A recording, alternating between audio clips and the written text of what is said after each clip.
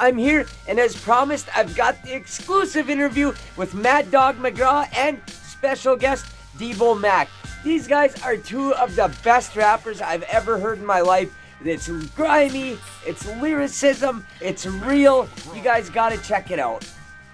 Alright, in order to start right away, if you haven't already subscribed, I would love to have you on the team, and I'm always making new content. All you gotta do is hit that subscribe button. Alright, it's a super good interview. Everything's fire. We talk about everything. So here we go. Welcome to the Honor Show. It is an honor to have you on here, man. So thank you. It's really a blessing. Thank you. Hey, man, I appreciate the opportunity. My homie Deebo Mac over here on the side. He'll be sliding in a minute. All right. Sounds good. That's awesome. Do you want me to wait for him, or do you want me to start it? Hey, you ain't gotta wait on me, bro. I'm right here, dog. Okay. All right, brother. Good to see you. Welcome. Yeah, man. All right. He's on this Rambo shit over here cleaning up his guns. Yeah. Yes. Hey, we need them. I'm a big believer in guns, so everybody arm up if you can. Hey, I fucking like this guy already. Yeah, absolutely. I'm all about, for real. I was raised that way. My parents, and I'm a firm believer. I will die before I give it up. They will take them when I am dead, and that's it. Oh yeah, y'all two get along, all right. Yep. This is a whole other show right now. Yeah. Hey, good to hear. Well, hey, tell us about you. Tell us about how it was growing up. Like, where did you grow up, and how was it as a kid? Born and raised right here in Lansing, Michigan, next door to Michigan State. Nice. For those people that's out of town, out of state, and don't know much about Michigan, Detroit is not the capital. Lansing is. Bars. Much love to the 313, but no. Oh yeah. We're the capital. Nice. Oh yeah. That's dope. I've been to Philly and a couple times and a couple other places, and they automatically assume when you say you're from Michigan, they automatically say Detroit, right? Which is understandable, but nope. So tell me a little bit about Lansing. I don't know much about it. What was it like there?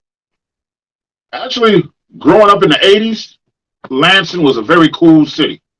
For the car aficionados, we are the home of Oldsmobile. Yeah. So we made the Delta 88s and the big, the cars back in the day when the car door was like 25 pounds. You had to you know what I'm saying? Get a workout just getting in the car. Yeah, back when cigarette lighters was in the car and shit. Ashtrays in the back seat. Right? Yeah, exactly. And but also, thanks to Detroit, we're also one of those like supplier cities.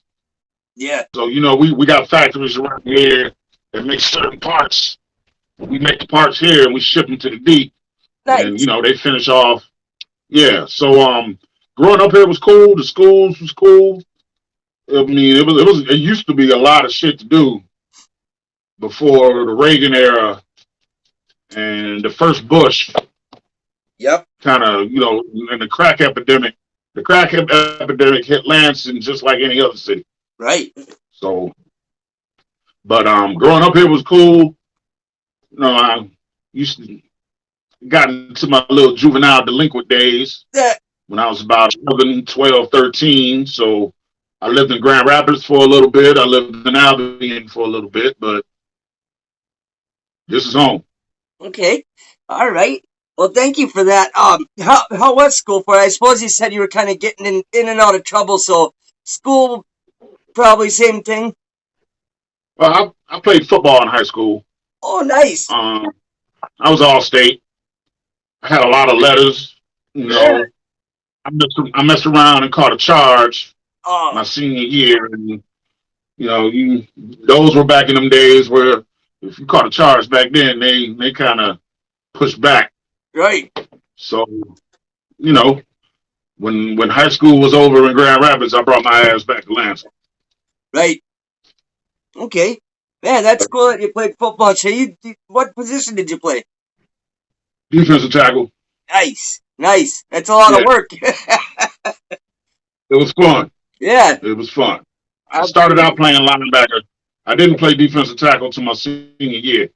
And once I found out that D tackle was that fun, I wish I would have started out from the beginning playing that. But Hey, nice. That's super cool. When did you notice rap music? Like, what was the first rapper that you've seen that you're like, damn, that blew my mind. This guy's got it. oh man, let's see. EPMD probably. Yes. EPMD. You got to chill was one of my favorite songs as a kid. Yes. And then the EPMD tree with the Hit Squad and the Def Squad. And then Yeah. I discovered Raven. Dies Effects was different. And those were back in the days when your parents didn't really want you to listen to hip hop Right. all that much. Right. But I don't have any older brothers, but I got an older cousin that was like my older brother.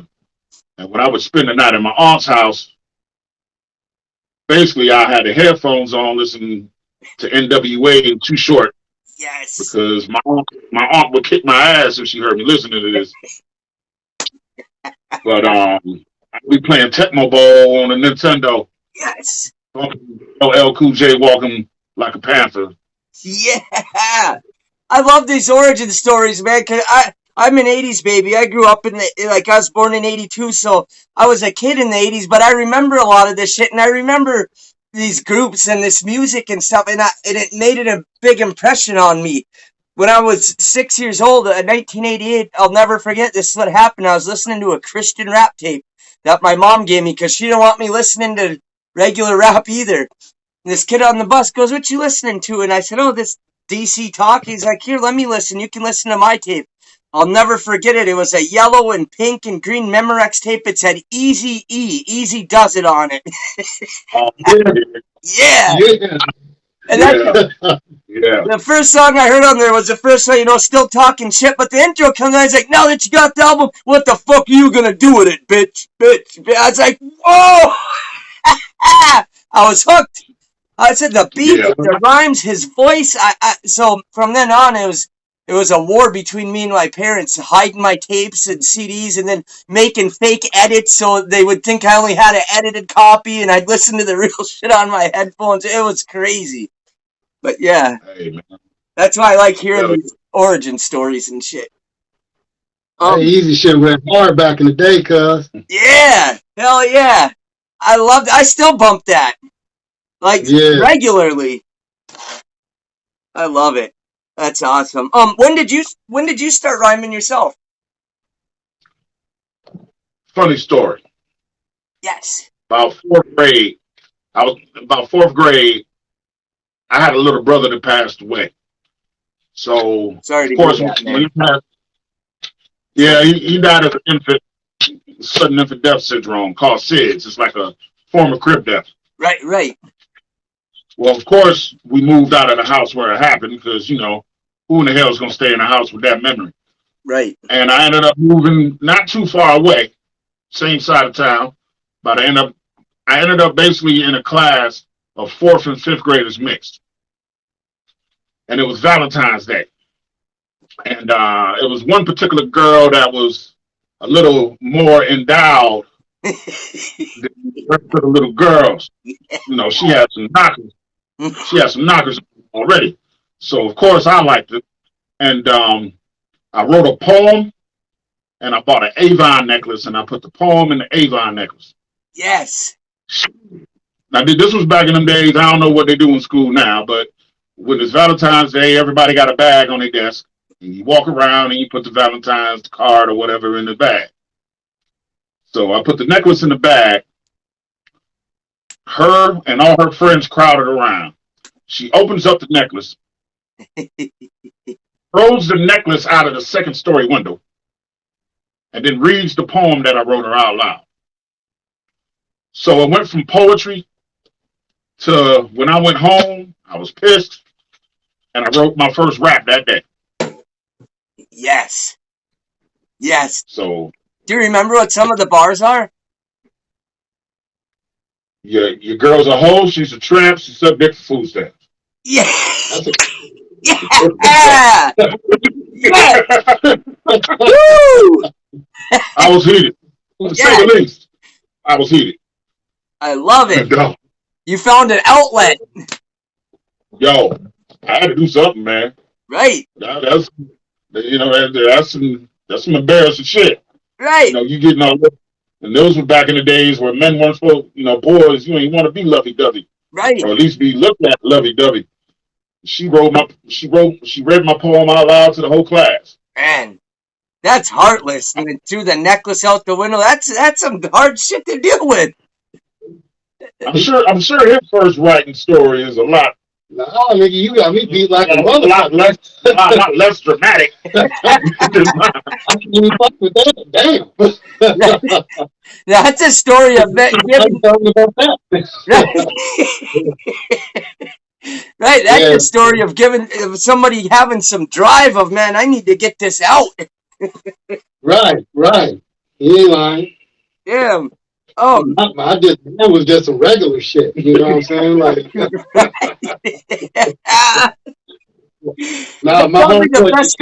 that's probably the best one I've gotten yet for how you started rhyming. That's right. Crazy shit. Yeah, my homeboy Shakir, he was like the first one out of everybody we was fucking with back in elementary, right? And he figured out how to like write rhymes, and we all was like, "How the fuck is you even doing that?" Yeah. And so I got him to write a rhyme for me and shit. And I was like, hell yeah, I thought I was the shit, right? So I'm reading this shit, and I was able to, decipher like the rhyme style and all of that. But I was like, I can't fuck with this because I ain't, I ain't write it. You know what I'm saying? Like, I ain't write this. This ain't my rap. I don't even think I will rap like that. So after that, it was just trying to figure out how to like freestyle and shit. And then, a few years go by, you start fucking with different people and everything. And then ciphers started popping and all of that, back when I used to fuck with weed like real heavy and shit. And so I started like freestyling on Michigan State campus, battling niggas and shit. Yes. And then like after all of that phased out, I quit smoking weed. And after that, I don't know, I can't even really explain it, man, but like I couldn't freestyle no more. Like I quit smoking weed and I lost that shit. I can't even make this shit up. Right. Like I didn't know how to do it. So I was like, what the fuck, man? So I started forcing myself. Anytime a bar popped up, I would write it down. Yes. And then like got pages of bars and shit. So I'm like, I gotta make this shit work somehow. So I started like figuring out the cadence, matching the cadence of all these bars up. And then I got in kind of a rhythm with it. Back in the day, the real mixtape, you know what I'm saying? These new niggas don't know about real mixtapes. No. The Middlex, you know what I knew where you was going. I knew when you was born. But so what I would do was like I would listen to a song on the radio and I would spit bars until the chorus came in. Yeah. So that's how I knew how long the verse had to be. Yeah. You know what I'm saying? That's how I put the shit together back then. And ever since then, I didn't know about a 16 or no shit. I just knew I needed to rap when this nigga started rapping, and I needed to stop when this nigga stopped rapping, and the whoever started singing or whatever. And so it was just verses. It wasn't 16s until I got older and started piecing all that shit together, man. But yeah, like my first shit started off another nigga writing shit for me, and it just wasn't good enough. I had to figure out how to do my own shit. Right. That's dope though, man. You figured it out. Like nobody helped you. You just figured out like, man, I don't know no 16. You didn't even know about that. You said, but you would just, you were determined and you would listen to others and be like, no, this is how it goes. I'm going to do that then. Like, dude, that's determination.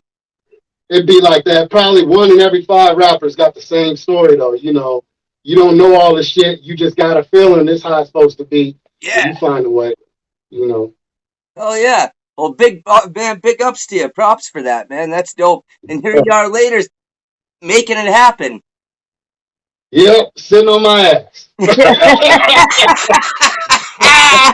Hey, having a good time doing it too.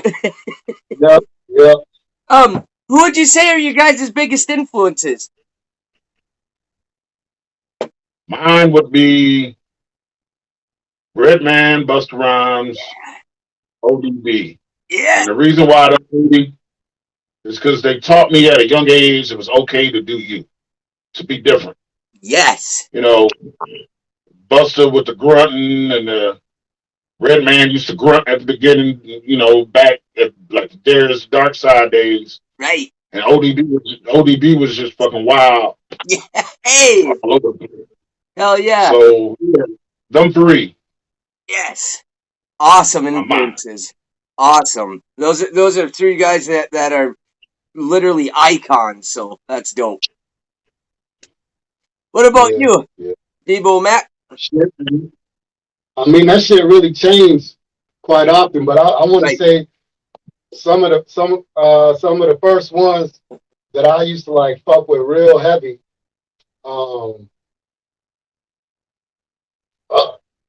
I mean, I had Public Enemy on rotation. Yeah. I had NWA, Ice Cube, Yeah. you know, Easy. Hey. It was a lot of people, and then even like Paris. Motherfuckers don't remember Paris. Yeah. That nigga he used to hit hard. Bad. He was lyrical as fuck. But I like Digital Underground. Yes. I like Diggable Planets. Yes. Just because that was like the whole other side of shit. You know what I'm saying? But that's kind of phasing into different eras of hip hop. You know, yeah. So they really was some mugs that came along and was like, you know, we in here too. We just don't sound like the rest of these niggas, you know, because it started out, hip hop was like blatant. It was blatant as fuck. Right. It was direct. But everything about it was direct because it came from a direct source. Right. So it kind of had to be, you know. But yeah, like that's who I used to fuck with real heavy. Yes. And then, you know, then Pop came along and did what he did and kind of reached the globe. You know what I'm saying? And it wasn't so much lyrics, although he did have lyrics, even though people don't understand that. Right. Motherfuckers that don't understand Pac had lyrics never heard his holy shit. Right. You know what I'm saying? They haven't listened. Yeah. But yeah, I mean I had a lot, but I used to listen to like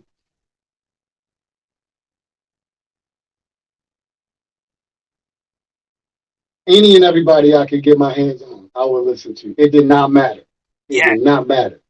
Because I wanted to hear what everybody had to say. Because I knew at some point, I didn't know when it was going to happen, but I knew that I was going to try and make some footsteps. Yes.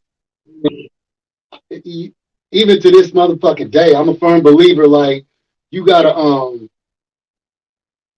know where you're going, but you got to know where you came from. Yes. And yes. So I felt like, out of respect, I needed to hear the ones before me and understand they whole shit. Because at some point I'm gonna want that respect, you know. Yes.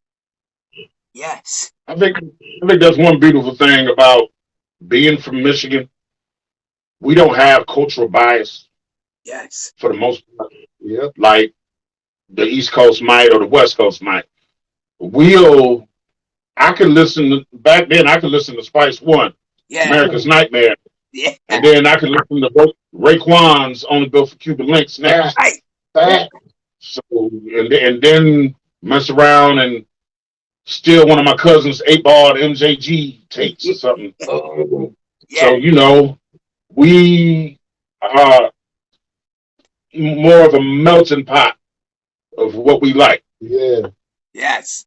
That's awesome. I love that. That's dope. What would you guys say that hip hop has done positively for you in your life? Well, it's a good stress reliever. Yes. It's a good way to get aggression out in a legal way. Yeah. You know, you can't just slap the shit out of nobody these days and just walk home. By the time you get home, the police gonna be there waiting for you. So instead of slapping motherfuckers physically, I can come over here and get in the booth, Yes. let it loose, and I can keep my freedom. Yes. Hey. Woo! I love it. That's dope. That's really what it is. Like, ain't really nothing else need to be said, man. Like, Hey. it's a pressure relief, you know. Yeah. You know, everybody always talk about especially now, you got all these shrinks making millions because everybody feel like they got to see a shrink and all of this shit, right? Right. Like, for a lot of fucking years, hip hop did that for a lot of niggas. Yes. It was an event, you know, and unfortunately, they was telling on their damn self half the time, you know. But even still, like, some shit you got to get off your chest, you know what I'm saying? And saying shit like that to a regular motherfucker, they might not understand, but you put a beat behind it, and they like, oh, this my shit. Really, you just, you know, you know what I'm saying? Like, just let the loose. You take the music away, and you just literally said you wanted to stab somebody in the eye. You know? Yeah. I might like that. I might like something like that, but yeah, the regular guy don't. Sorry, yeah, go ahead. yeah. My bad. No, you good, man. You good. Yeah. No, I was just saying I might like something like that, but a regular guy, like you said, you take the beat away, they might get scared and think something. Yep. Yeah. It's the ultimate counselor. Right. And the beautiful thing about it is they don't, with hip hop and rapping, nobody's saying anything back.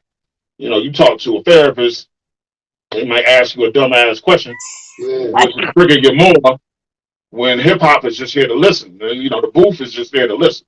Yes. So, yes. Get off anything you got to get off. That's awesome. I'm glad you guys said that because, I mean, I like rap like that too, with substance in it, with stuff that means something to the person who wrote it. Because then when I listen to it, I'm going through shit in my life and I'm like, damn, I get that. I relate to that. Wow, it might be a different situation, but man, I feel that same way about this. And it helps the listener to hear somebody else went through that. Somebody else not only went through that, but they made it through it and they're doing well. They're making it in life, you know? So that always helps me as a listener. So I was going to ask you guys, what inspires because you got a grimy rhyme style and I love it. That's the kind of rap I like, grimy, but you got but you're super lyrical too. What inspired that grimy yet lyrical rap style? Man, truthfully, I can't really pinpoint it to one thing. Sure. I know he probably feel the same way, but being born in the 80s, late 70s, originality matters. Yes. I don't want to sound like nobody else. Yes. So the griminess part is probably that's the aggression that I need to get out. Yeah. And the lyrical part goes back to high school. You know, everybody, when you play football, everybody gives you the jock label. Yeah. Yep. And the jocks aren't normally smart. You know, they don't got no vocabulary or nothing. Yeah. But I always prided myself on reading and learning shit. And, you know, kind of like Beast and X-Men. Yes. Good way to put it. Yes. That's dope. Hell yeah. He'll beat your ass and then quote Shakespeare after. Hey! Yes. Yes. I love it. That's dope. That's some of the best shit I ever heard. Let's see here. Who are some of the producers that you like in the game? Or who are some, you don't gotta, do a top 5 or nothing, but who are some of your favorite producers of all time? I'll let him take that one first. Sure. Yeah. Absolutely. Oh, god damn. Hey. I want to say low key Jermaine Dupri, I'm surprised by that one. Jazzy the nigga did the whole crisscross. Like all of that shit. Jump, nigga, that shit was smacking back in the day. But anyway, okay. I missed the bus. Ah, yeah. I Forgot about that shit. Hey. Jazzy Faye was dope, man. Underrated like a motherfucker. I don't know. I can't remember his name right now, but whoever the nigga was that was the producer for Master P, because that nigga was dropping an album every 2 weeks. So Beats by this motherfucker, yeah, Beats by like he got to be one of the most overworked producers of all time. Master P got like 215 fucking albums. Right. DJ Quick. Yeah. You can't forget about Dr. Dre. No motherfucker still getting it. Right. And he like went, okay, so I started rapping first, and then I went through a phase when I started putting bodies of work together, right? Like one of the things is we was just talking about this earlier. I said, I don't know how long I'm gonna be able to do this shit for. You know what I'm saying? I don't know if it's a time limit or whatever. So I'm trying to get as much shit done as I can. And one thing I noticed was every motherfucker that I was going to for beats, they would have these phases where they couldn't put nothing together. And it used to piss me off. But now that I make beats, I understand. Like, it's just like, it's its own art form. Just like writing your lyrics, that's its own art form. And you go through phases. A motherfucker can't just write rhymes every motherfucking day. They don't work like that. You know, but you might have a bar here and a bar there, and that might trigger some shit. So I said, well, fuck it. I can't just sit around waiting on these motherfuckers. I'm gonna start making my own shit. Yes. You know what I'm saying? And that way, when they on their hiatus or whatever, I can still bang shit out. You know what I'm saying? But yeah, like when I started making beats and shit, I was like, man, all these niggas, everywhere I go, these motherfuckers got, 215 sounds in one beat. Like you could take 50 sounds out the beat and make a whole nother beat. Right. And ain't nothing wrong with it, right? Because how many songs made where it's more than 15, 20 sounds in a song? Right. Thousands.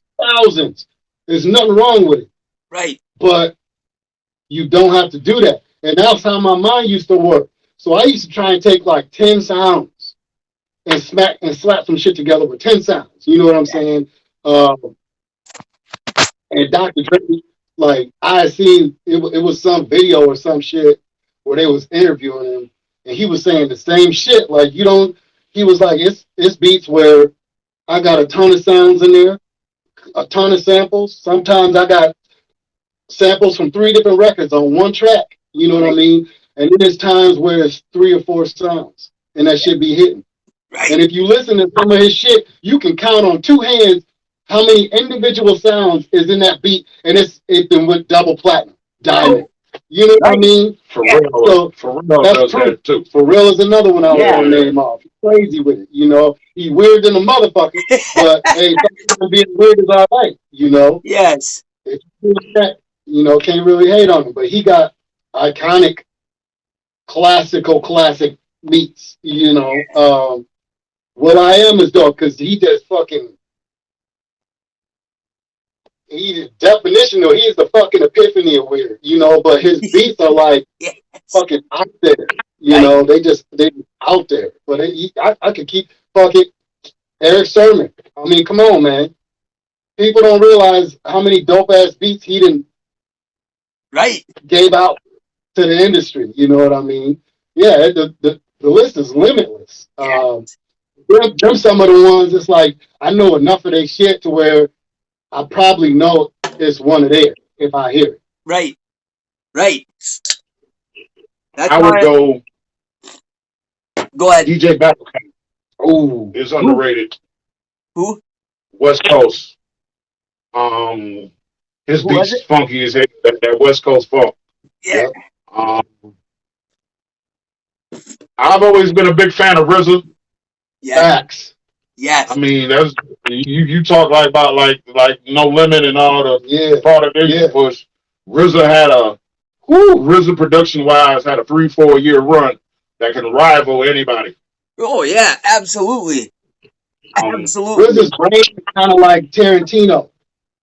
RZA to hip hop beats is like Tarantino to the movie industry, minus all the fucking movies where he feel necessary to drop N-bombs. Okay, if you take all that shit out, RZA is the Tarantino of hip hop. Right. You know, metaphorically speaking. Absolutely. You know, didn't he make those first Wu-Tang album, like 36 Chambers and shit, do the whole thing on like an MPC whatever, just one drum machine and a few samples and that's it? That shit was fire all the way through, no skips. Yeah. I think it was like everybody's first solo album. Yeah. He produced it. Yeah. That's crazy, man. He's insane. And it was all kind of off key a little bit with them sounded and shit, but he made it work. It was genius. Yeah. Most definitely. Oh, yeah. Actually, another Wu-Tang producer, Mathematics. Yeah. I've learned to love Mathematics. He's a beast. Yeah. I would love to have been able to work with Jay Dilla. God rest his soul. Hey, don't forget about Black Milk. Jay Dilla. Rest in peace. Yep. Black Milk is a beast too. Yeah. Actually, Deebo put me up on Black Milk.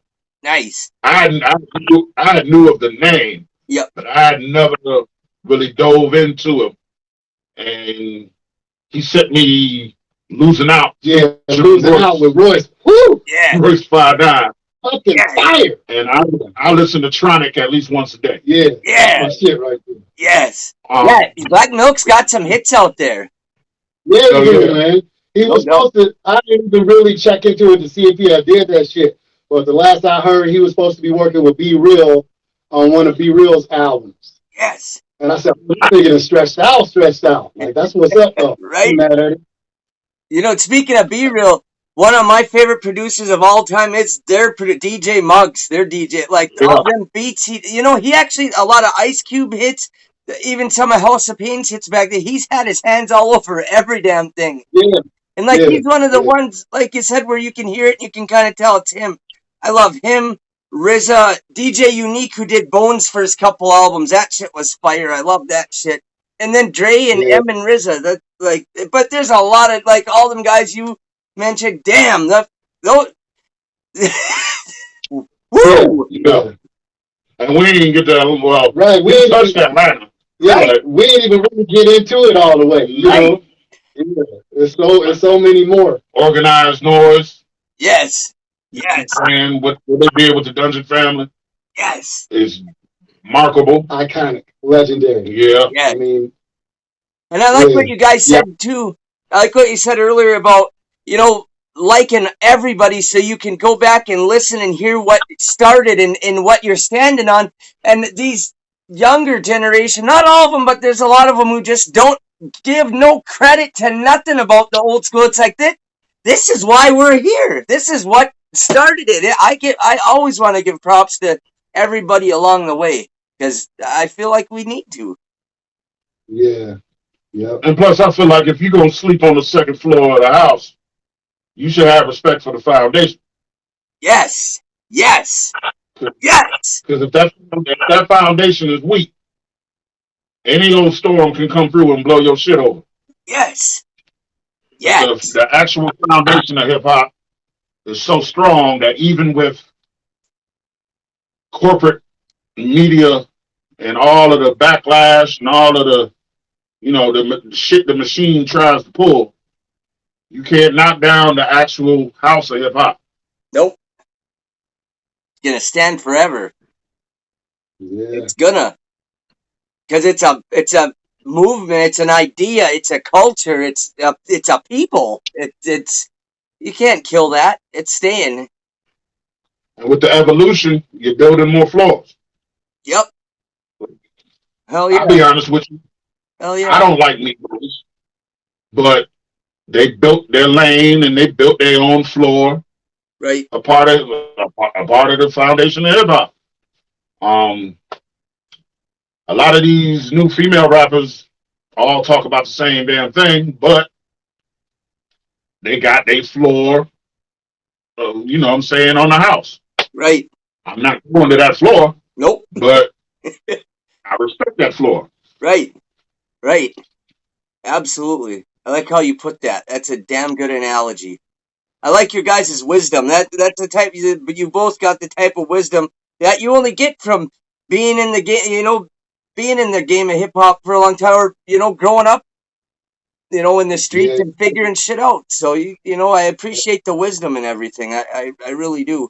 If you guys could change anything in the world, what would you change? Shit. Like any motherfucking thing in the literal world and shit? Yeah. God damn. No kid would go hungry. Yes. Yes. There's enough money and there's enough food in this world. It might sound cheesy, all fucking Miss America-ish, but it's the truth. I don't like seeing, if you're an adult and you're broke, that might be partially your choice. Right. But no kid should go hungry, because honestly, I've had stints in my own life, in my own childhood, where I felt like I had to go steal, and I felt like I had to go rob, right. Take something from somebody else in order for me to eat. And shouldn't no child feel that way. So, right. Hell yeah, man. And world. That's awesome. Thank you for that. Yeah. That doesn't sound Miss America. I know exactly the sentiment, and I always think of them kids too, and I see the kids on TV they're in them hospitals and shit. I feel for. I wish I had a lot of money I could go help them and give to. So what I do for now is I pray for them every time I see it, and I think about it. Pray to the Lord and just pray for help for them. But yeah, man, that was a good answer. Thank you. Oh well. God damn it. What's up, Commando? No, I got the time. I don't know, man. Like, I think just a quick thought about it. One thing that pissed me off at least 5 times a week is laws. Yes. Yes. Yes. And the reason I say laws, right, is because I'll be reading this shit like a lot of books and whatnot. And as far back as I can remember, there's always been some motherfuckers in place that use laws to control black people in some way, shape, or form. Yes, yes. I'm diving into the shit too much, right? But you know what I'm getting at. So, like, yes. I don't know, man. Like, if I could change some shit, it would have to be it would have to be something like no laws could be passed like that unless the shit was voted on first by more than just white people. Yes. Yes. And a majority. You wouldn't have half these motherfucking laws. I mean, right now to this motherfucking day, there's cities in Florida where if you sagging, that's a crime you can go to jail for. Wow. In Florida right now. You know what I'm saying? In certain cities. Wow. Jeez. As bad as who you think that's going to affect the most? I mean, let's just be real about it, right? Right. Absolutely. Shit I'm talking about. And if you look at it, laws got trickle effects. All right. Not only do disobeying the laws make you get arrested, but what happens when you get arrested? You lose your rights. Right. When you get out, right. You don't have as many rights as you did going in. While you in there, you a fucking number, which means you basically a goddamn slave. Mm-hmm. And off of having a slave is slave labor. Now you paying motherfuckers because you got control of them, pennies on the dollar, to do whatever you want them to do. Right. Fucked up. So I would find a way to where, that I think that'd be what I wanted is yes. Stop, everybody got to vote on this shit. And if y'all all in the same room, y'all motherfuckers better not look alike. Right. You know what I mean? It better be even. Yes. I want even representation before this shit voted on, because then these laws is different. Right. Then it'd actually be fucking fair. Dude, I know what you said, that slave labor and control. I've said that so many times. Like, you get arrested, then you get a felony, then you lose rights, and it's all this bullshit. And then when you're in there, they put you to work at, I was making 50 cents an hour, 25 cents an hour I was making. And Mincor over in Minnesota, they make all the license plates, and they made all this stuff, and they sold it. You know who owned that? Judges, lawyers, and prosecutors. Slave labor for pennies on the dollar. It's part of this motherfucking industrial complex. Like, in some states, if they build a prison in that motherfucking state, the people who own the prisons work out agreements with the state, and you better have a certain percentage in that motherfucking prison, or else the state is charged a fee for it. Wow. That's why all these little fuck ass laws come into play, man. Like, people really need to read and understand this shit, because I feel like if people read more, yes, they keep doing less fucked up shit because you understand the game. It's just like playing basketball, right? Like, a motherfucking good basketball player know how not to foul, but score. Right. You know what I'm saying?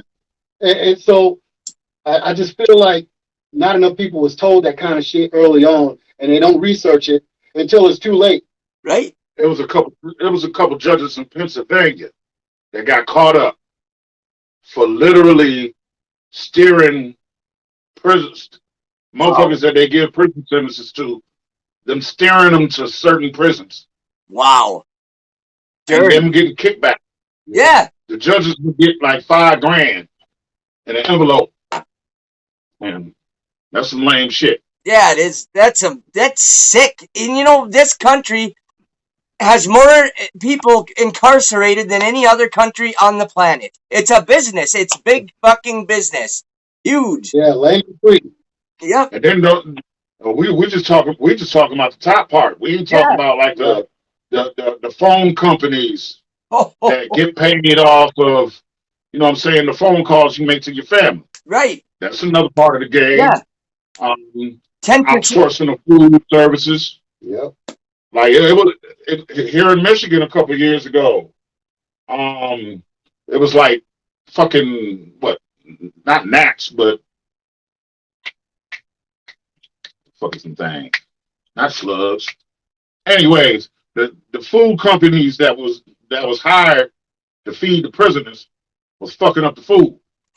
whole bunch of prisoners getting sick. A lawsuit came out of that. Gee. Yeah, it was like salmonella. So I think it was grubs or some shit. Fuck. Maggots. Yeah. Maggots. You know what they do over here now? They charge you $25 a day to be in jail. Now, if you go to prison, you don't have to pay it. But say you were in there for a year and then you got out, you got to pay that $25 a day for all them. I'm like, it's crazy. It's I know all about that. My OID number for Minnesota 237005. I got boot camp and shit. Got a little bit off my time. Got a year knocked off at 42 months, but fuckers. It's all bogus anyways. It's all a big scam and money-making crap. I hate it. Yeah. I hate it. It is. It's the American way. Yep. Yeah. Yep. Profit over other people's misery. Yeah. Yep. Exactly. And they love making you miserable. It's like, you get there and then they try to punish you while you're there. It's like, no, being here is the punishment. You don't gotta fuck with me while I'm here. Exactly. It's crazy. Go ahead, brother. Just a hell of a world we live in sometimes, man. Yep, exactly. I was wondering if you would tell me just something crazy or funny that's happened to you in your life, a crazy or funny story.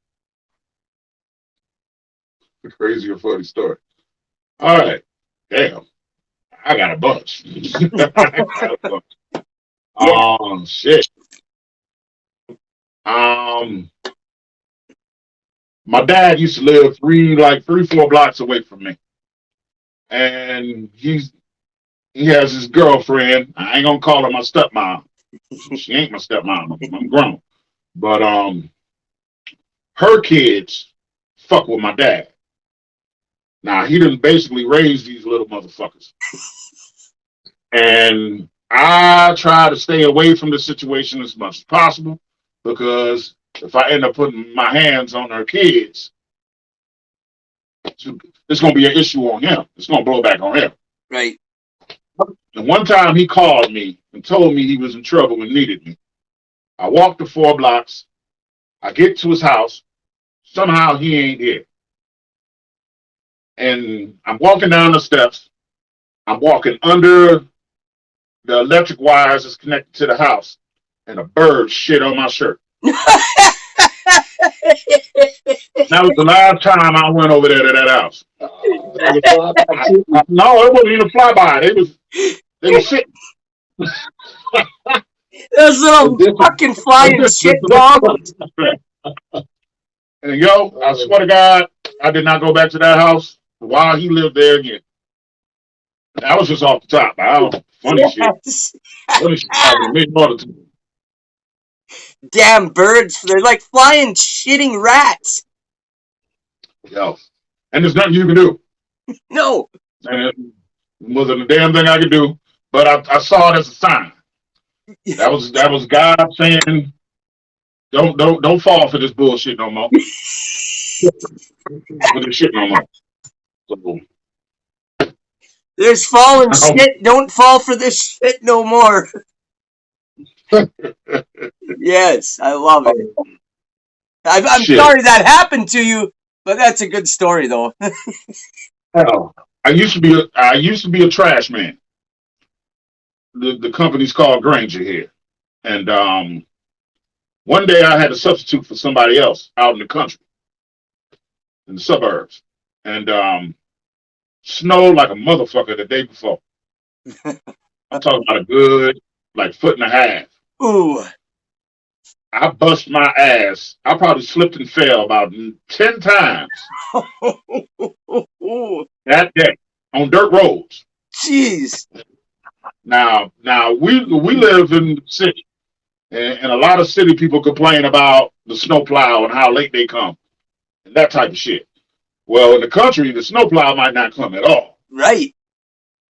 And if you in the country, you better hope you got a neighbor with a backhoe or some shit that's gonna go down the street and do the street at least. Right. These motherfuckers ain't do nothing. And I bust my ass about a good 10 times. Ooh. Damn shit. I know how that goes. I grew up in the country, and yeah, my dad had to plow our own drive. He had a tractor and shit with a big plow on it, and he'd have to go plow it out, or if not that, then like you said, you'd hope for somebody with tobacco or just somebody with a big plow on their truck to come by. It gets bad. And another thing about being a trash man is you learn a lot about society.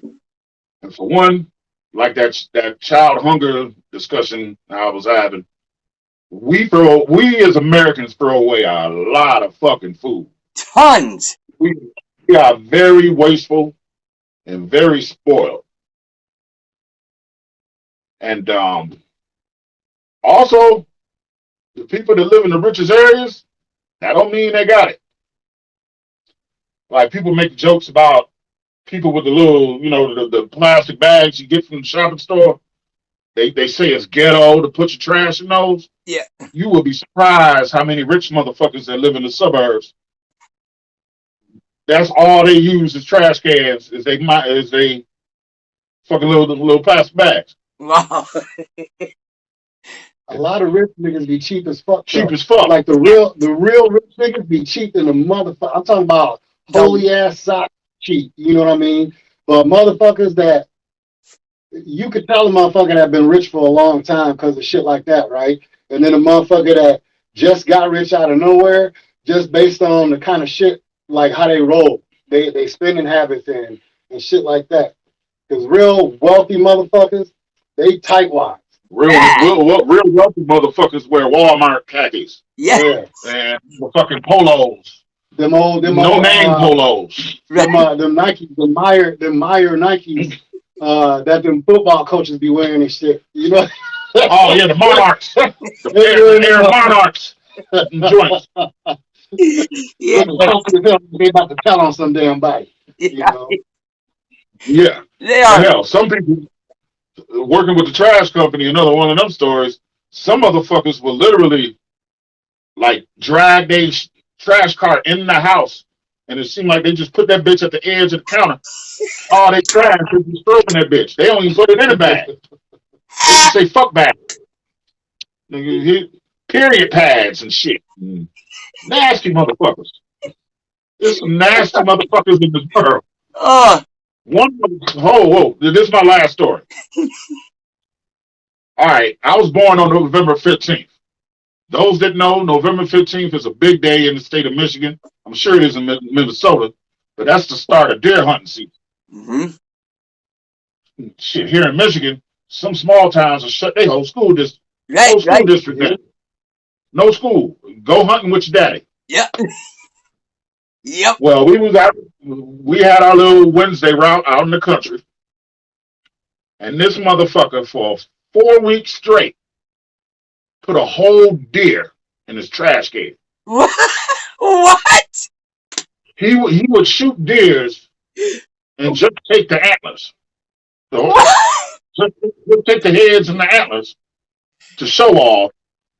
What a wasteful motherfucker! What a wasteful motherfucker! And like you said, people going hungry, and just killing animals for their fucking horns. What a bastard! You could have had a barbecue and fed the community, your block at least. Right. I mean, a whole deer is like a fucking month's worth of meat. Yeah. A family of 5. Thank you. This motherfucker had the whole deer in his trash cart. Now, on top of that, I gotta pull this motherfucker. Luckily, he's a big dude. But I gotta pull this motherfucker, and we got a hydraulic lift. You hit the switch. Yeah. The hydraulic lift lifts the motherfucker. This motherfucker was so heavy, the hydraulic lift couldn't lift it all the way. And he did that shit for a month straight. Man, what a bastard. Wrong on all levels. On all levels. Wasting food, killing animals, and wasting it. Making a hard-ass time for you all month work. I mean, wow.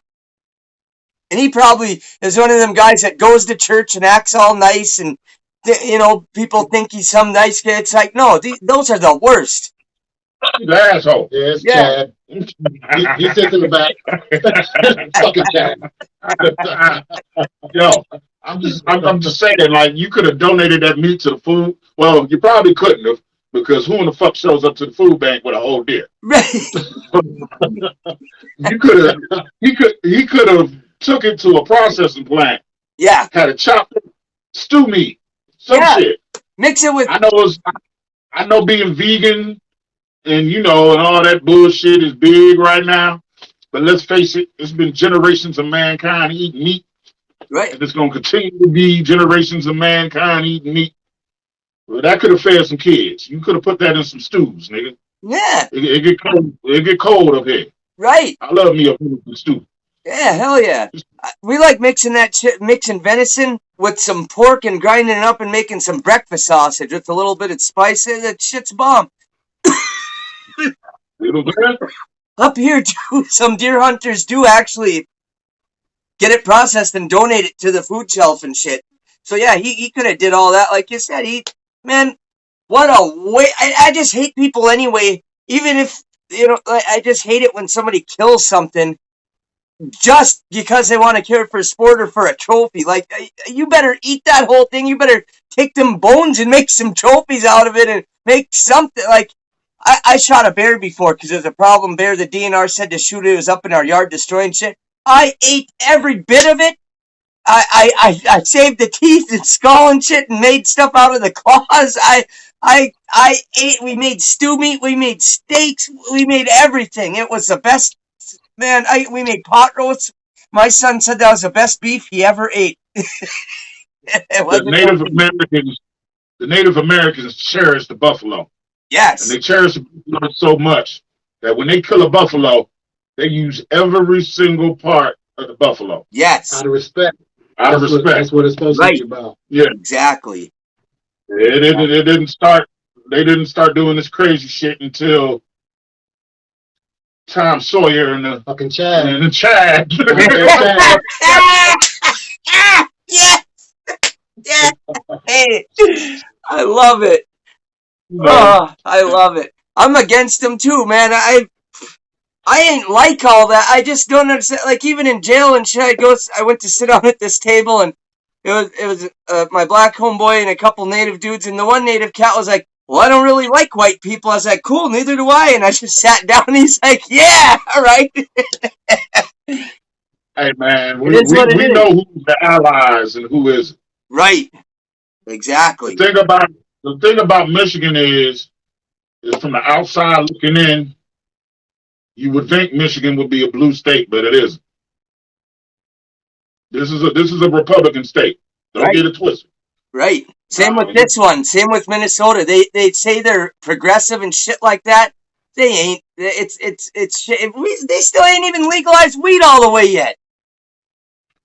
We're good on that front. There's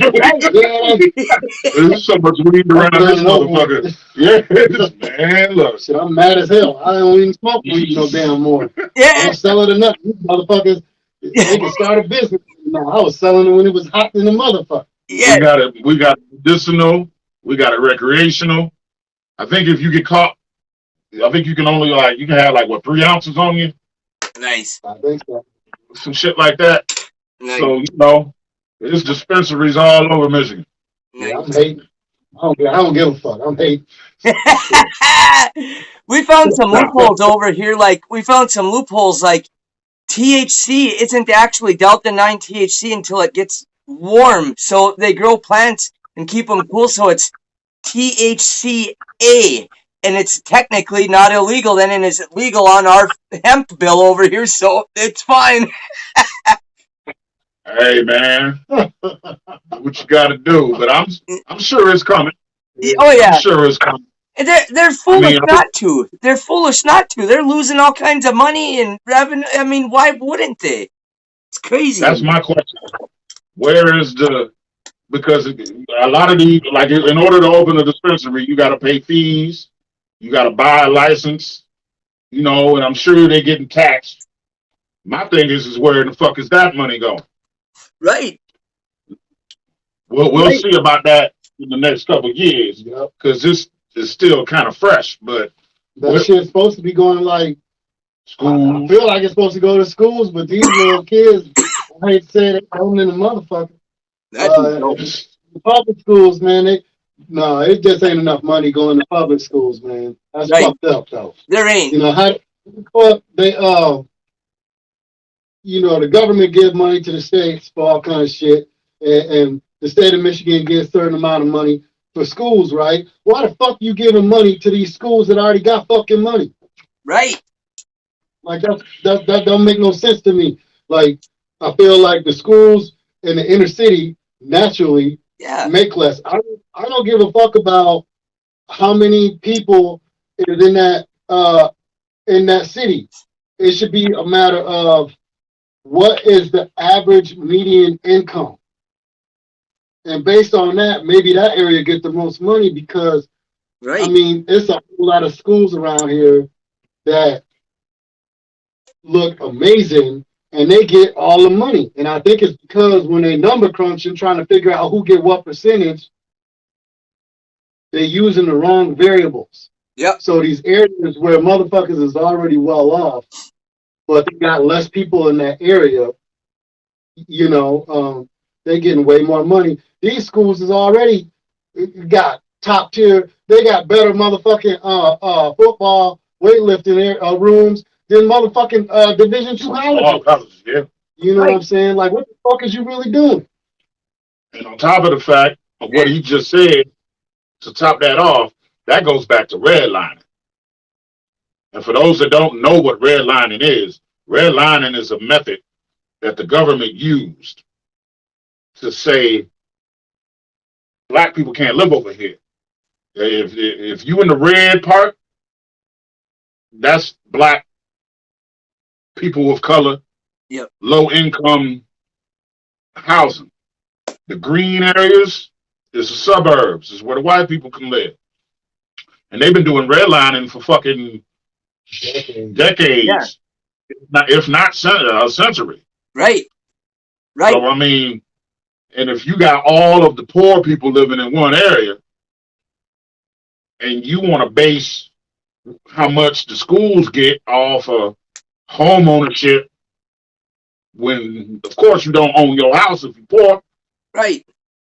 That's how the inner city schools continuously get robbed. Well, not get robbed, but not get enough funding. Right. Where we can take you out to East Lansing, show you a Taj Mahal of a school. Motherfuckers built like a super church. Or we can do the whole, or you know, fucking DeWitt, goddamn Lanesburg, all little suburb cities, towns of Lansing. And we can show you their schools. But they motherfucking schools is immaculate. Teachers is happy. Students got extracurricular activities and all that shit. Jeez. And then you got other schools, like you said, the inner city schools that literally can't fucking afford supplies. They got to ask parents to bring extra ones and shit like that when they go school shopping. And it's like, what the fuck? The government should be giving all that money over there and a little bit to the rich fuckers. Like, have them do a fucking donation. They're all rich. Make them do a fundraiser. They all love doing that shit. Right. It's crazy to me. Another serious thing I wanted to talk about too before we switch gears was, I'm sure you guys saw the whole Tyre Nichols murder, because that's what it was a ruthless murder. There's obviously we're all discussing. Honestly, Amanda, I cried when I saw it. I mean, just seeing a guy helpless like that, yelling for his mom while it brought tears to my eyes. I couldn't keep watching it. Like, what are your guys' thoughts on, like policing and stuff? Like, I know we ain't got no love for pigs and shit like that. Yeah, well, the song Pigs I got. Man, I'm 41. Me too. And we about the same age. So we grew up and we saw Rodney King as kids. I'm still mad about that. But to be the same, nothing has changed. Right. 35 years later. Yeah. Right. Nothing has changed. It's to the point you get numb to it. That's where I'm at. You still get mad. Right. Yeah, you still just you ain't over it. Right. But it's like, I can't even tear up over that shit no more, man. And the fucked up thing is, you supposed to. If it was ever something to be fucking emotional about, George Floyd, Mike Brown. I mean, goddamn, in the last few years, it's been like 150 of them. Right, I got a whole book. Now, it's a couple good things that came out of the bad, right? Yep. Just like you were saying, we remember Rodney King back in the day. But the thing is, I grew up on the west side, man. It was a Rodney King before Rodney King. Right. Okay. And then on top of that, like the only reason, referring back to something good out the bad, the only reason we seeing all this shit so much is because everybody got a news crew. Yep. Everybody got a camera phone, everything. Every person is their own motherfucking news reporter. They own goddamn cameraman, live and direct from fucking San USA, wherever the fuck you know what I mean? Like, right. It wasn't like that before. Right. You know what I'm saying? So like, now everybody's like, damn, this shit everywhere. It's always been everywhere. Motherfucker, them cameras back in the day was that motherfucking big. Can't carry one of them. You know what I'm saying? You ain't carrying that shit around. It's different now. So like, that's the difference. But like, yeah, you should be tore up over that shit. But it's happening so much. It's like you expect it. It's three things that go through you at the same time when you see the next footage. Right. Anger, numbness, and I guess also being tired of it. Yep. Because in the back of your mind, you know it's not going to change. If it was going to change, it probably would have changed about a year and a half ago with all the protests going on. During the Right. pandemic, yeah. But they found a way to tweak that motherfucker and make it lose momentum. You know, oh, defund the police. I don't know who the fuck said that, but it was the dumbest fucker I never because that whole protest across the country had the most momentum I've ever seen. And the minute they said that shit, it fucked everything up and it fizzed out. It Right. fizzed the whole thing. Yep. And you know, I wasn't even a fan of don't take the motherfucking money away from the police, but they need to reallocate that money. Yeah. These motherfuckers are clearly dumb as a bag of nails. Okay, number one, and they scary as hell. You know, I've always said that I know not all cops are bad. And the only reason I respectfully say that, we was just talking about this a couple weeks ago, is the fact that we all know not all black people are bad. But we get stereotyped like that. Right. So it would be fucked up with me knowing how it is to be, how I feel to be stereotyped to say all cops are bad. So I'm not going to do that. Right. But I will say the few fuck it up for the farm. Everybody. Right. And the fact that the farm don't G-check the few, now you can say all cops are bad. Because motherfucker, you was standing there. You was standing right motherfucking there. That's the Right, true you know? problem. The true problem is that the fraternal order of police, which is going to back the officers no matter if they're right or wrong. Right. Let's just keep it 100, man. The police is a gang. Yeah. Absolutely. The police is a motherfucking gang. That's how they know gangs. Right. It takes one to know one. It takes one to know one. Yeah. And most of these police officers don't live in the communities they police. No, and they should. That's the difference. They should. They need to. You They would think, care then. It's their even like community. what I know, back in the 60s and the 70s, you had a beat cop. Yes. And you had a beat cop. He had a car, but he walked the neighborhood. Yep. He got to know the old ladies in the neighborhood. Yes. And in turn, once you know the old ladies in the neighborhood, they gonna show you who the kids are in the neighborhood. So you get to know the people that you police. Yes. You start to know what they going through. And they actually give a damn about their job. Yes. And that's saying that police 40, 50, 60 years ago was any better than the police now. Because they probably weren't. But they at least acted like they gave a damn. The good cop acted like he gave a damn. Now, if you don't live in the community you police, you don't give a fuck about them people. On top of the fact you not knowing these people are going to increase the scariness in your ass, like he said. Because most of them motherfuckers is scared. Yeah, big time. I've had my own bouts of police brutality. Well, shit, I was 12, getting my ass beat by 3-4 of them at the same time and got maced. Man. Sorry, man. No, it isn't. Not at all. Mace is no fucking joke. And they yell these directions at you. 2-3 motherfuckers yelling at you at the same time. But you got 5 knees on your neck and your back. Right. And your legs. You want me to roll over, motherfucker, get off me. Look. The only way policing is going to change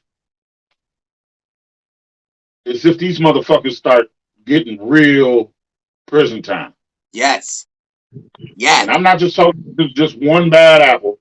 Or all no, all 6, 7, because the first 5 police officers was all black. And then all of a sudden, a white cop got put in. Yeah. Then all of a sudden, a paramedic gets fired. And all of a sudden, this. Yeah. When you become a paramedic, you make an oath to take care, to help people, regardless. They looked at them. They just stood there. And if you violate that oath, your ass should not be able to be a paramedic again. Nowhere. And that's another thing to police officers. These motherfuckers might get in trouble in one city. And then go work in another. Go work in another. No, your shit is done. Done. You know what I'm saying?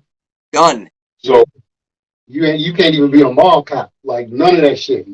Right. I just I feel like what he was saying. They need to Larry Nassar these bitches. Yeah. And when I say that, with like we know the whole Larry Nassar shit because we had to live through that shit every motherfucking day. And we missed because it was on so it was on the news every day for like 2 years. 2 fucking years. You know what I mean? But like everybody, the whole ship went down. It was not only Nassar, but motherfuckers. Nassar's boss, the motherfucking janitor on third ship. So-and-so cousin, receptionist, who was in went on a date with Nassar. All them niggas was going down. You know what I mean? Like they need to do that shit with these cops, and then I think that shit has started getting a little bit better because now you got something to be scared of because you involved in this shit too. Yep. And a more community police. Yes. It's a crew in Detroit that goes by New Era Detroit. Okay. I give them brothers mad respect. They ain't officers. They ain't trying to be the police, but it was like a string of single black women at gas stations getting robbed and harassed and their car stole, and they took it upon themselves to start not policing these areas and these businesses, but patrolling these areas and making sure that women feel safe. Yeah. That they can stop. Like if a sister get off of work at 9 o'clock, she might need to get some gas on the way home.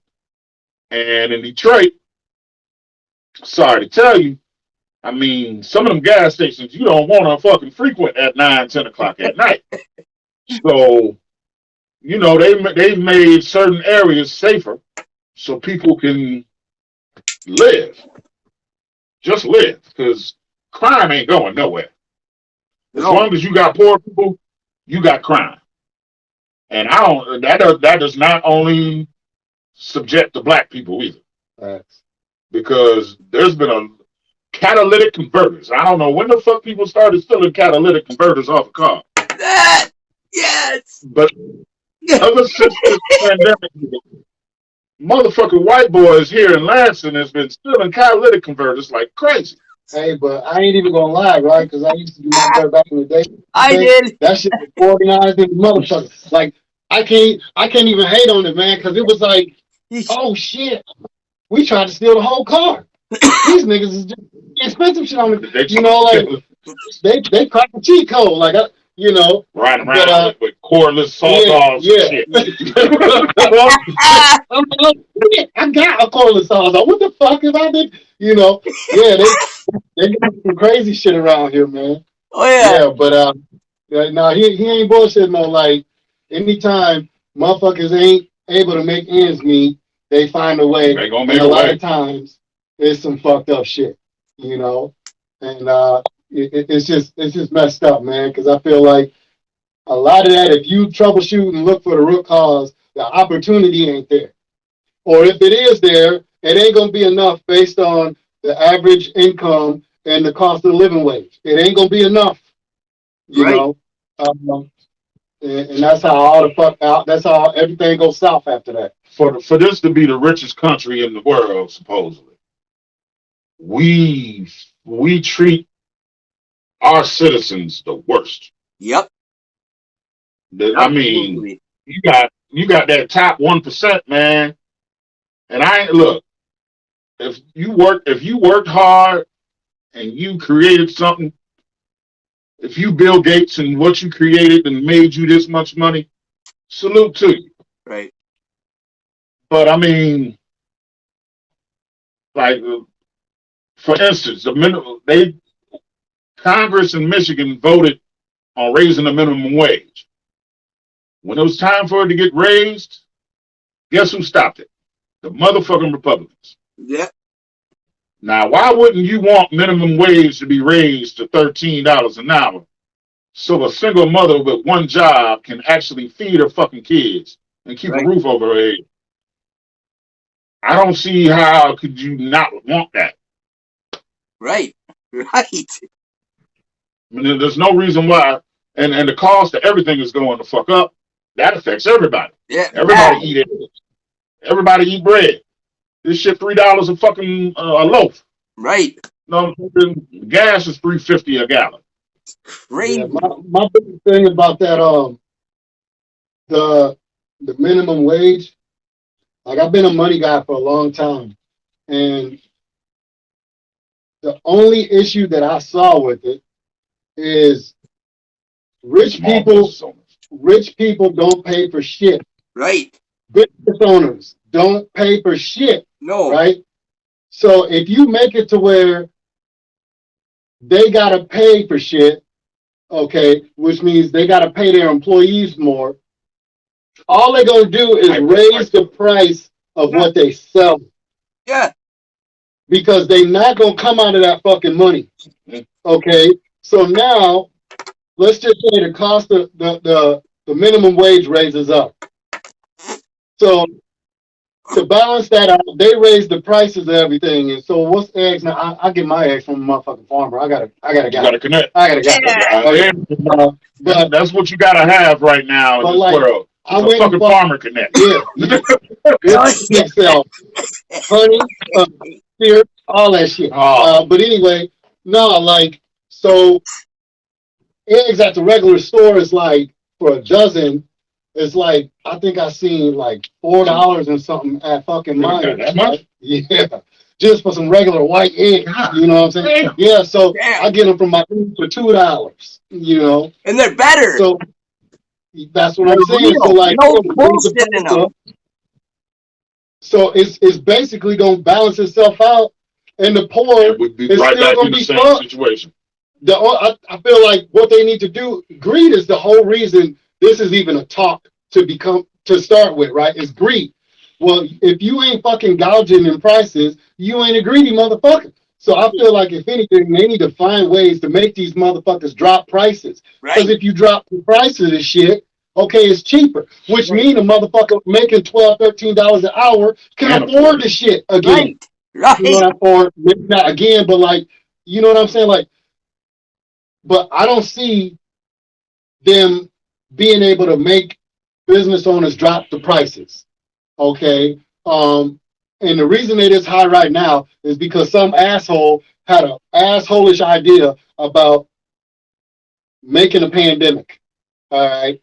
And it had a trickle effect. And one of the biggest parts of the trickle effect is the prices being through the fucking roof. Right. You know, I don't see, they keep talking about inflation coming down and all of this shit, but that don't mean the prices is going to drop. Right. If anything, it might mean maybe you get more goods for the same value. You know, because another thing they did, they not only raised the price of shit, but they reduced the amount you're getting. Yeah. Right. Yeah. Even cereal, right? Like I said, I used to smoke mad weed back in the day. Hey. Like the box of cereal was big than a motherfucker. You know what I'm saying? Yeah. But the box is still the same size, right? But the amount in that box is way less now by a few ounces, and people don't know that. Either that or it's the same height and width, but it ain't as thick as it used to be. Nope. You know, that bitch done lost some weight in my ass. Yeah. You know what I mean? Like, so they just getting away with that shit, man. So I feel like if they can find a way to make these motherfuckers drop the price, now everybody making low wages will be able to afford it. But raising it, they just gonna raise the fucking price of everything. They've been doing it. They've been doing it. Every minimum wage increase resulted in supplies increasing in price. Yep. You can go back as far as you want to think and fact check for yourself. These are facts. And it's just gonna keep fucking happening, man. Like as long as that greed he talking about with these major corporations and shit, Motherfuckers made record profits, but the prices keep going up. How Right. much fucking money do you have? First of all, Right. I Right. mean, enough to manipulate countries. goddamn. Right. I Well, mean, it's like, once you get to the like, I mean, all right, they complain about NBA player salaries. Say Steph Curry makes fucking $30 million a year. At least I'm watching him fucking do something to earn it. Some of these goddamn CEOs and these board of directors, these motherfuckers that get like $10 million bonuses on top of the money they make And pay raises they gave themselves. with tax cuts, with not paying taxes. How the fuck are you not paying taxes? it's crazy. It's Donald crazy. Trump literally, I hate this motherfucker's guts. But the one thing he did say at one time, he told Hillary and Joe Biden, the same tax cuts that I'm getting, your friends get too. So if all the rich motherfuckers in the country get together and don't pay no taxes, Right. motherfucker, you gotta pay your part. Right. They should pay more. They're rich. You gotta pay your part, cuz you can't. Right. How the fuck? Well, it's like it's greed. That greed is the root of all evil. I know people always say money is root, but what the scripture actually says is the love of money is the root of all evil. It's the love of it. It's greed. That is the root of every fucking evil out there. Don't nobody want their slice of the pie to be a little less. If you could cut off a corner slice of the slice of your pie, and it could help so many other people, why wouldn't you do it? Right. Right. Is there any goodness? Is there any goodness in any of y'all hearts? Right. It's crazy to me. It's like I was telling you earlier when I see it's just like the veterans in this country. Like my little brother's a veteran and he's all right and everything, but he needed a little bit of help when he got back. He went to Iraq and shit, and look at on TV these disabled vets. They gotta raise money for them because the government ain't even building them a fucking ramp. Like, yo, I've been saying for years now, all these motherfucking schools and shit, they got these problems. You got all these motherfucking wackos out here shooting up schools like little bitches and shit. yeah, They need to let some of these retired vets that still want to serve pay these motherfuckers. Pay them. Put them in the school. yes, I bet the shit. right, You know? right. And Put Rambo in that now motherfucker. and then they get a chance to become heroes all over again. You know what I'm saying? Yeah, Like, Gives them a sense of purpose. yeah. Because some of them, Can't some get a of them, job, yeah. which is fucked up.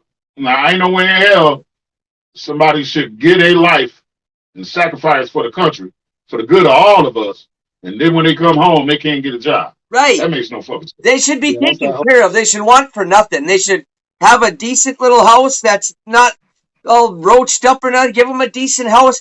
Give them a decent pension where they're not like, man, I'm on a fixed income. I can't afford to buy a decent pair of shoes. No, they should have want for nothing.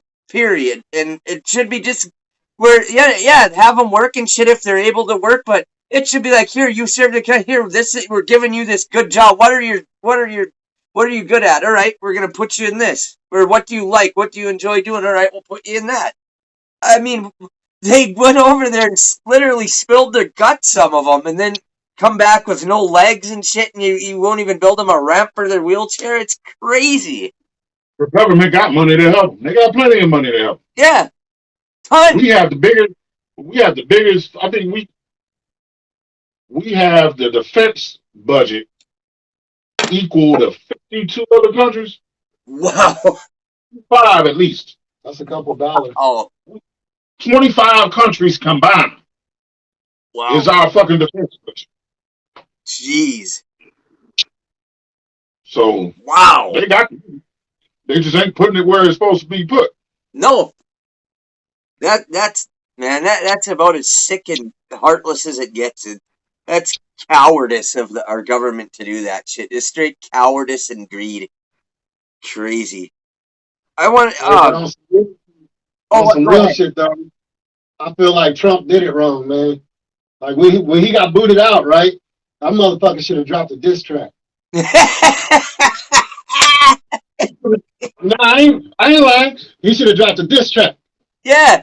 You know, he's been in more songs. He's been in more rap songs than like anybody else in history. I mean, he loved talking. Right? He should have went and did a diss track, and he should have used the. Now I don't know if you want to use the hit 'em up beat. You don't want to go that deep, but he should have used that shit that Common went on. The bitching you. Yeah. Shit. That shit would have went hard as hell. Which back to hip hop is one of the most underrated diss songs ever. You ain't lying. I just heard that shit the other day, and it was like, damn, I missed this whole little set. This nigga went in on everybody. What was it again? By his motherfucking self. It's Common. The title of the song is "The Bitchin' You." Him and Ice Cube was beefing for a little bit back in the day, and Common and made a song called "I Used to Love Her," Yeah. which was dedicated to hip hop, And how talking about her like a girl. Up, Yeah. You know? Yeah, he talking about how once hip hop went to the West Coast, she got bad. Yeah. Ice Cube took offense, and they came out with shit, damn near a whole album. Yeah. They went on his ass, man. I ain't gonna lie. But it wasn't no coming back after Common dropped that. No. And you gotta give that nigga respect because he did that shit by his motherfucking self, and then he went to Cali and performed that shit. Wow. He on me fucking turf. And let's remember, we're 80s babies, so we know the real Ice Cube. Yeah. Today is a good day, Ice Cube. The no Vaseline Ice Cube. Right. In order to go at Cube, you got to know that you going to war. Yes. With a real, or be so retarded you don't know what you're doing. Yeah. Kamikaze mission shit. So in order to Common to do that, man, and come out victorious, I mean, hey, I don't know why a person would hate on Common. That motherfucker, he been had bars, man. He been had bars. He just on some different shit now, you know. A little more love, that's all. I'm gonna have to give him a second look after you guys brought him up, and that's why I love doing these interviews and talking to MCs that I look up to and respect like y'all, because and talking about who you like, who do you listen to, and I might pick up on a couple guys that maybe I've passed over or didn't know about, and then it brings a whole nother thing to my table that I appreciate. So hell yeah, I'm gonna take another look at Common. I would say dive into B, Finding Forever, B. Those two albums there. Like Water for Chocolate was dope too. Yeah. That's classic. Shit, it was one. No, he got like 30 albums. Like he been killing it. He been killing it, man. Yes. Yeah. Some of that Midwest shit. Oh yeah. And a lot of people probably hate on him because he dissed Drake. And I appreciate him more for dissing Drake. Yeah. I don't like Drake. I don't give a fuck. I don't listen to Drake one bit. I don't listen to Drake. I don't care about him. He doesn't make nothing I like. It's not that I like the shit you guys make. That's the kind of rap I like. I like Detroit underground shit. I can't listen to that mainstream. I love, and man, I just can't do it. He's doing his thing. Good for him. I don't want nothing to do with it. Right. Yeah. No. He got a market. He got a lane, and respect to him for it. Right. He stay working. I give him credit for that. He one of the hardest working rappers in the game. Yeah. Ain't nobody saying nothing about that. It's the truth. You know what I mean? But I just don't personally care for his shit. He steals a lot. Yeah. Exactly. He'll steal rhymes. Or he got a ghostwriter. Yeah. I'm sorry. I don't respect no rapper with a ghostwriter. That's right. He don't even write his own rhymes. That's right. Yeah. He totally doesn't. You don't know. Yeah. He's just a performer. He's not a rapper. He's a performer. He's a pop singer. That's what that motherfucker is. Yes. He's John Mellencamp. He's John Mellencamp, goddammit. That ain't hip hop for me. Check that shit back across the board. Yeah. Now, one rapper from Toronto I fuck with is Cardinal Official. Okay. I fucked with him for a long time. Yeah, his shit was dope, man. His shit was dope. Oh Then he yeah. got signed by Akon, and I don't know what the fuck happened. But Yeah. God damn it, I fuck with Card now. Oh But yeah. Drake, They could have him back. Yeah. I don't want nothing to do. Honestly, I could not tell you what one title of any of his songs or albums is. I don't know.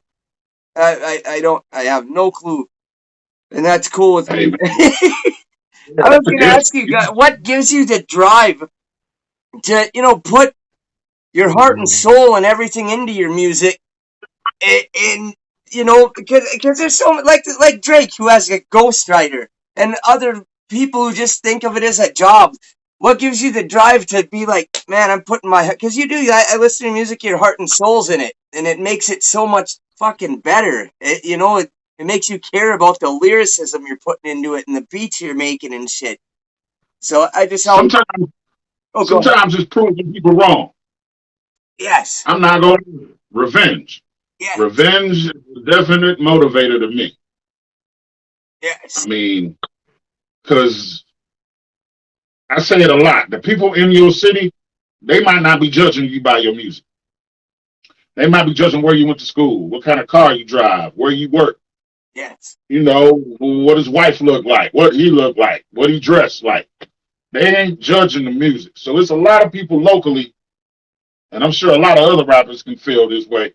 You got some dollars. They might not be haters, but you got some dollars. And if you can smush that shit in their face, yes, I'm gonna take every opportunity to smush it in your motherfucking face. yes, yes. That's fine. I mean, he a little more diplomatic than me, I think. But we about to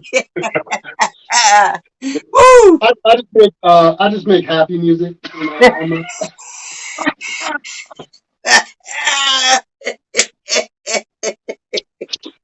Now, Uh, I don't know. But I think it's everybody that does music. They should be doing it for the love. Okay, so it's always going to be that for the unique ones, for the authentic ones. But I think you might not ever hear it, but it's in every artist, especially the indies, the undergrounds. It's the unequivocal desire to be heard. yeah, And all the while until you break through, right? You feel like you shouting at the top of your lungs, metaphorically speaking, in every song in a soundproof room. wow, Um, so if I was to summarize,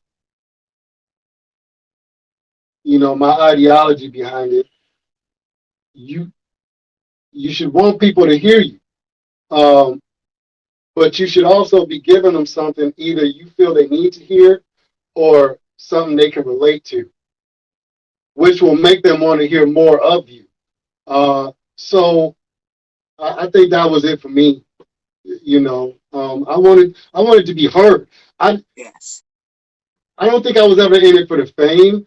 Um, Bug, the more music that I did, I had an understanding that there's a lot of money that goes into this shit that people don't know, and you could show them, and they wouldn't give a fuck because now it's like, well, you did that song 5 minutes ago. You don't. What do you mean you don't have nothing new? That's how it is right now. it's But crazy.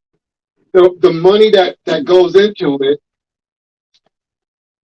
I feel like the reciprocity is not there. And what I mean by that is to put together a good body of work, start to finish with an album. If you doing it to where you can not only send this to radio, but it's everywhere it needs to be heard because of marketing, because of the engineering that went into all that shit. You looking at thousands of dollars. Big time. Okay, you might not get that back, Right, and that's not saying your shit is trash. right. That's quite possibly saying the marketing scheme didn't work based on your demographic. These little fuck ass motherfuckers in your city, that say they fucking with you, and then you got some product to move around, and then they act like they too busy, to share some shit of yours, even though they busy sharing some of the worst songs you ever heard. Oh God. Everywhere. Right. I got family that do that shit. Yeah, every fucking body, man. Yeah. So at the end of the day, I think it's it's a desire to be heard. Because anybody authentic doing this shit feel like they got something to say too, especially if they our age. Because like back then, like in the 90s and shit, right? The thing I love about the 90s that people nowadays don't understand. Right. Everybody was different. Yes. Now, there was genres in rap, right? It's always been genres. Mm-hmm. But you had hip hop. Right. But you also had gangster rap. But all that shit was hip hop. Right. But it was gangster rap. You know what I mean? Yeah. And even in gangster rap, Ice Cube didn't sound like Eazy-E. Nope. No. Even though He wrote for even facts. Right. Sorry, but DLC, people don't get that nigga enough respect. Didn't sound like Ice Cube. Right. Dre, well, DLC wrote for Dre. Okay, we gonna skip past Dre. But Pac didn't sound like anybody. Easy. Didn't sound like Cube. He was his own motherfucker. You know what I mean? Every fucking body was different going on the East Coast. Just in Wu-Tang alone. Right. Them sounded like each other. That was the beauty of Wu-Tang. You had 25 niggas in one group. Bug, grab me my ODB. And they all sounded different. Bug. I mean, so thank you. I think that's of the utmost importance. And people forgetting that. So, us being around the age frame we at, it's like that's a genuine bro. Now one thing just to add on the mind. Yeah. Before the streaming services shit started. I love it. Back when you used to have to really hustle. Yeah. We used to have to get your CDs printed up. You used to have to hit the streets and pop that trunk and talk to people and shake hands. Yeah. One of the most beautiful feelings that I used to get is when you sell somebody a CD and the next time you see them, yes, they walk up to you and recite a rhyme of yours. Yes. Or they say, this song here touched me the most. Or this song here I really related to. That was a beautiful feeling in the beginning. But now with the streaming shit, with them not putting CD players in cars, right? That's the machine. I blame that on the machine. That was choreographed. Yep. That was choreographed because they saw how much of a killing Master P and Suge and all these black-owned labels was making a killing on their own. Right. And they couldn't get a cut of that profit. Right. We can't let this keep going. It would have been Master P's all over the motherfucking country without streaming services. He was one of the richest motherfuckers in the country for a hot minute. That's right. They gave him, what did they give him, a 50-50 deal? Or was it 80-20? No, I think he turned that 50-50 down. I just seen a little motherfucking interview with him. They knew. They knew he was a problem. And he said the fact that they came at him so quick with an offer made him hold off, because if they're coming at me this quick with this amount of money, how much am I really worth? Right. You know? And he knew what he had. Because a brother in the hood can print up 5,000 CDs, sling them bitches for $10 a pop. That's all profit. Right. Right. You done went get gold almost. Yes. And all of that money go right back into you for you to reinvest into yourself. Right. But now these bitch ass streaming services giving you pennies and fractions of pennies. Right. It ain't the same. Mm-mm. To hear somebody walk down the street or drive down the street bumping your CD was different than somebody riding down the street playing a playlist. And that's the fucked up thing, man. Like, I was talking to this motherfucker at work the other day, right? Like, you can listen to a playlist. Like, I don't really fuck with these motherfuckers that make playlists, like these little big wigs, because they ain't full of themselves. Yeah. I'll make my own playlist. I know what the fuck I like. Yeah, I'll find that shit my motherfucking self. Me too. But it's one of them things, man. Every once in a while, you hear some different shit. It ain't in your playlist, but it sounds like so-and-so. So they play that shit, right? And what bugged me is they do that with our music. And that's perfect. But it's up to the person to stop, pull his phone out, and add it to the playlist. Right. Or click the heart. That's how you make a motherfucking rotation, and they too lazy to do it. Right. You know? But meanwhile, they've been promoting motherfuckers that don't need their fucking help for decades. Right. For decades. You know?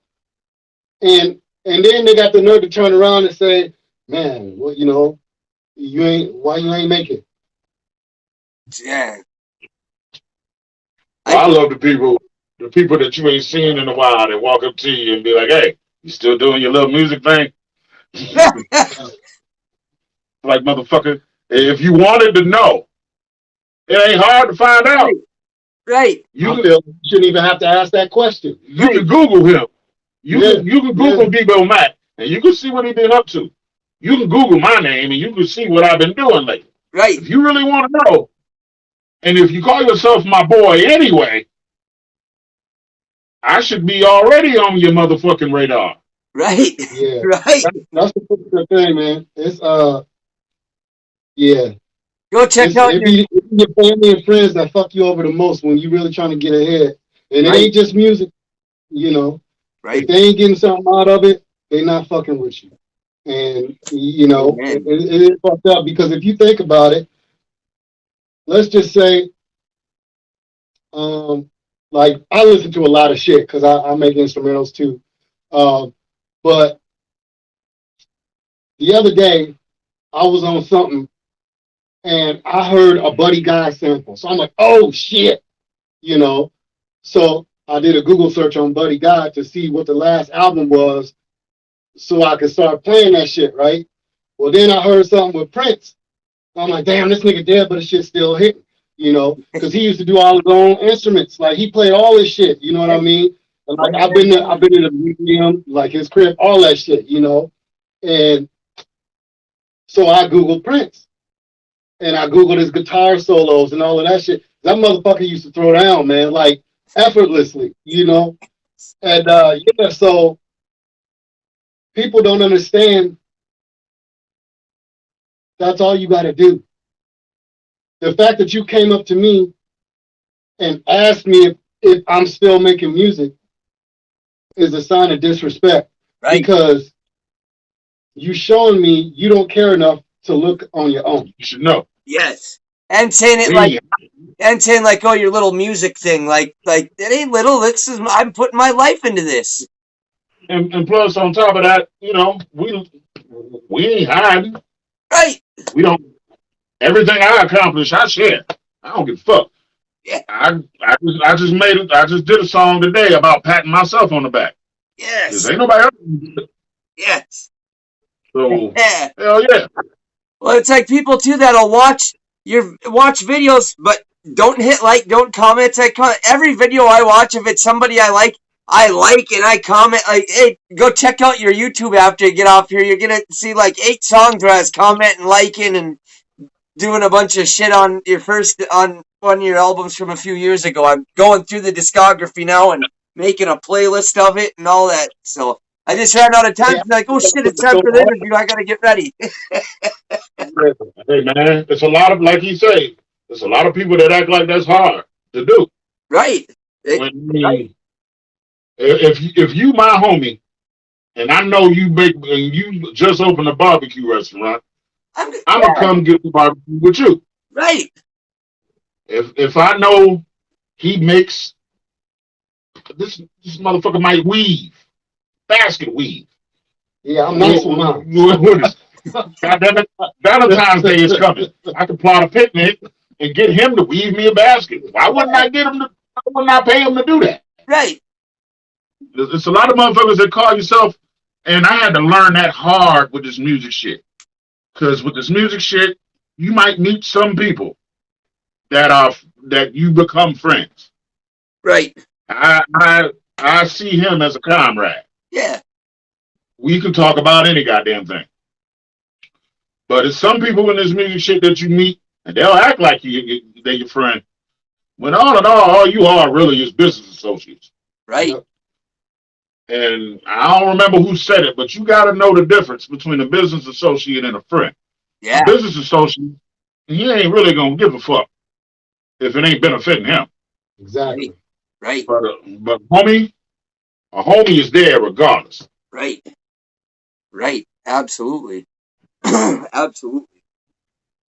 Man, it's funny because I'll have the same thing. Oh, are you doing this, that? And like, it's crazy. That's why I say it's crazy to me. People that'll watch all them videos and not even hit like or comment or share. It's crazy. My own family and shit, and I love my family, but my own family don't even watch or do nothing.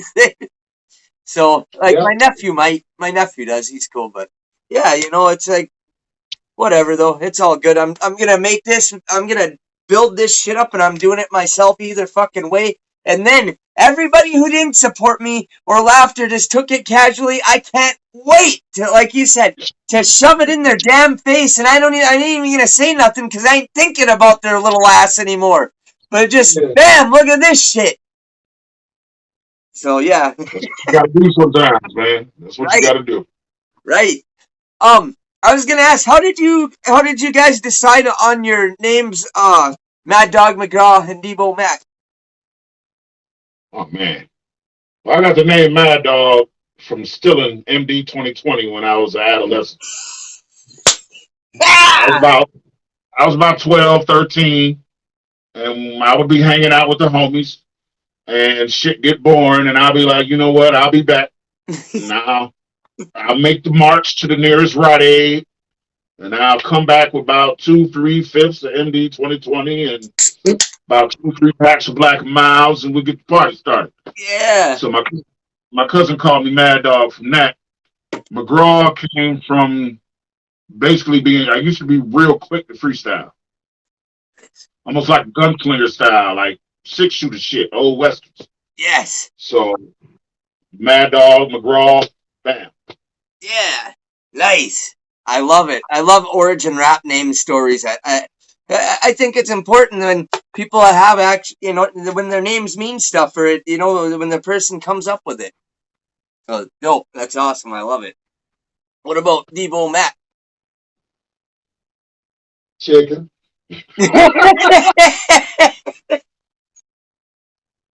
No, I'm dead serious. It was over some damn chicken. I had just started this motherfucking job, man. And the lady across the street was making chicken dinners. And that shit was fired in the motherfucker. So it was lunchtime. And I went to wash my hands. I put my little 2-piece down with the green beans and all of that. And I went to wash my hands and shit. And one of the dudes came in and he sat down. So I turned around and wiped my hands off. This motherfucker sitting at my seat. He got the shit open up. So like, it's a problem. You know what I mean? And I was stupid back then, so, word started flying and, we got into it a little bit and everybody broke us up. And what I didn't realize was, number one, that was his seat, right? It was fucked up though, right? Because somebody say that's their seat, right? What's the first thing you're gonna say? I don't see your motherfucking name on it. Okay. This nigga had literally wrote his name. No way. So now everybody laughing and shit, right? And he was like, I think it was my homeboy Bo. But he was like, so number one, y'all fighting over some chicken. And you sat in the seat. But ain't nobody told me it was a seat, right? So we ended up being cool and shit. But this dude Bubba, he was in there. And I had snatched the food back, and he was like, "Nigga, that's my motherfucking food." I was like, "Fuck, it is," you know. And he was like, "I put your food over there," so I was like, "Fuck, I can't win today," you know. I'm having a look for And then somebody yelled out, "Damn, Deebo!" like loud as hell, right? Everybody started laughing, and from there on out, I never shook it. I can never shake it. Yeah. And it was over the chicken, and it was a mistake. Like, you know, the dumbest thing. I was hungry as hell, so I guess it wasn't too stupid. Hey, fuck that, man. Yeah, but like, shit. yeah. So you know, I started like putting music out and shit, and I was like, it's already a Deebo, but like my last name McAllister, so I just threw the Mac on it from that. You know what I mean? Yes. And it just kind of worked. But yeah, it was over some goddamn chicken. Oh shit. Yes. Hey, shit happens, man. You do not fuck with a black man's chicken. Back no. Oh fuck. I was gonna ask you guys, do you have any regrets? Like it could be. It doesn't have to be about music, or it could be about me. It could be just about life. And do you have any regrets? Music wise, I don't think I took it as serious when I first started as I should have. Which means making sure the mix was proper, the mastering was proper, you know, the cover art. I'm not talking about like, I mean literally from the jump. If I would have took it more serious, I feel like I would be at a higher spot right now than I am today. But that's being 100. That's my regret. Thank you. Thank you for that. I don't know. I think I have to say, not moving to the East Coast, because the kind of shit that I put out, I think would have done a whole lot better on the East Coast. And then on top of that, like I have mad love for niggas over there. Like I can go to 3 different states and kick it with a lot of fucking people, just off the people I know, from this music shit that's just as genuine as he is, you know. And I just feel like had I moved when I had a thought about it, I probably would have been in a really good position. I'm not saying I would have blew up, but instead of me doing, you know, 70 some shows, I probably would have done 270 some shows. Like, you know what I mean? Like, and they would have been shows, probably the last 100 of them, I would have got paid for. You know what I mean? Just to show up. Right. So I think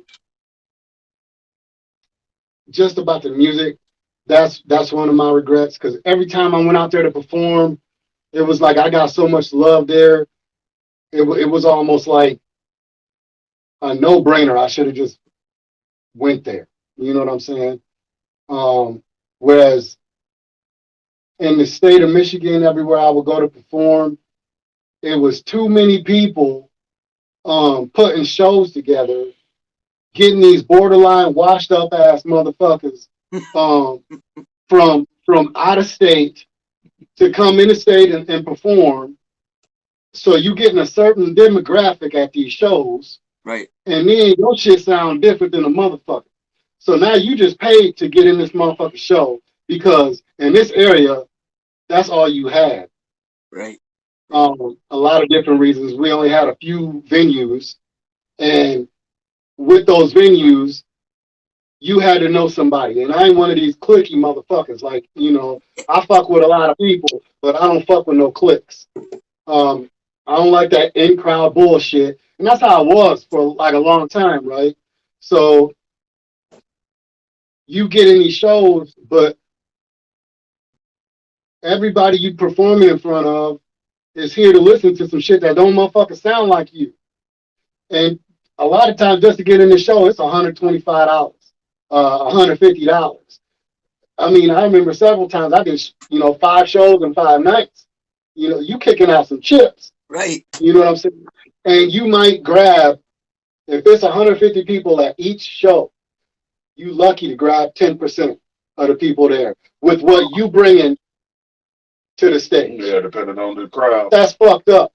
Right. But on the East Coast, when I go there, it was like a culture shock because they got it. Like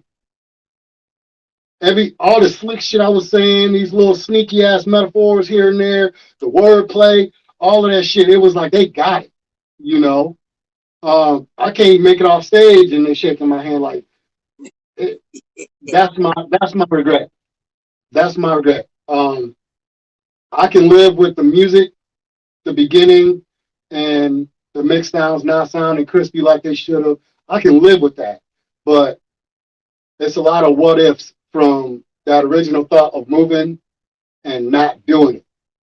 And I can't take it back. You know what I mean? It's about the only one I got.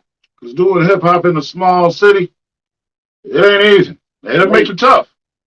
It'll make you tough enough. It'll definitely, give you some battle scars. But like you say, we just had this conversation earlier. You're so used to everybody doubting you and everybody, not everybody, but you used to getting the doubt and the hate and the non-believers. And then you go out of town and you perform, and motherfuckers is the total 180. And it's support and it's love and it's pounds and Right. that shit. That's a coach. That's a shot. Yeah. Wow. I remember the first time I went. Shit, what the fuck? I don't know if it was Philly. No, I don't think it was Philly that time. I think it was in Massachusetts. But I had went over there and performed, man, and it was like I got one of these songs where the bass beat kind of sounded like it was like a thump chant. Mm-hmm. Yeah. And it was real catchy, but the rhyme style with it just went together. And like I got about 50 seconds in, and the hand started waving, and I'm like, "Oh shit, nigga, this shit real than a motherfucker!" Like, goddamn, like the hand started waving and all kind of shit. Man, I said, "Oh damn, I got to bring it now. These niggas, they fucking with me now." You know what I'm saying? So like. But that just elevates your whole shit when you got that. When you got that kind of crowd interaction, man. Hell and yeah. then you come back home and you rock a stage and you putting on just as good of a performance, but you looking at a bunch of people that's looking at you either like the shit you saying is rolling over their head, or they got some sort of low key animosity. So it's kind of fucked up, but you gotta love it all the same because that shit do build character. And yeah, it's just it's crazy how that shit works. Crazy how it works. Well, thank you for sharing that, man. And I'm definitely gonna be checking out your music after this. Now that I've heard you and shit, now you'll always have my support. You'll see. But I'm definitely gonna check you out. I miss signing titties. Yeah. I had the privilege to sign a couple sets.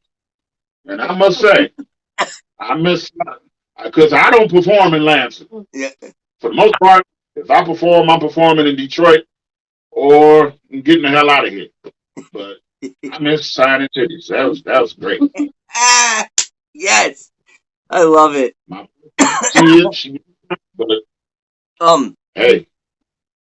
Do you guys have any what would you like to say to young people coming up? Like any advice to young people coming up? You don't have to follow. Yeah. That's all I'm gonna say. Yes. Learn who you are, be yourself, run your race. Yes. You don't gotta do what the next man do. Yes. Yes. It's a lot of shit, man. I ain't even gonna lie. But one of the things that I try to reiterate every time I'm doing some kind of an interview is the best thing you can do to keep your music you is to make sure you got a primary source of revenue.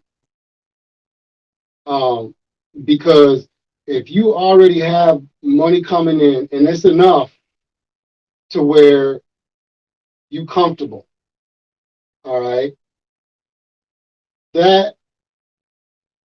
removes from the equation desperation. Yes.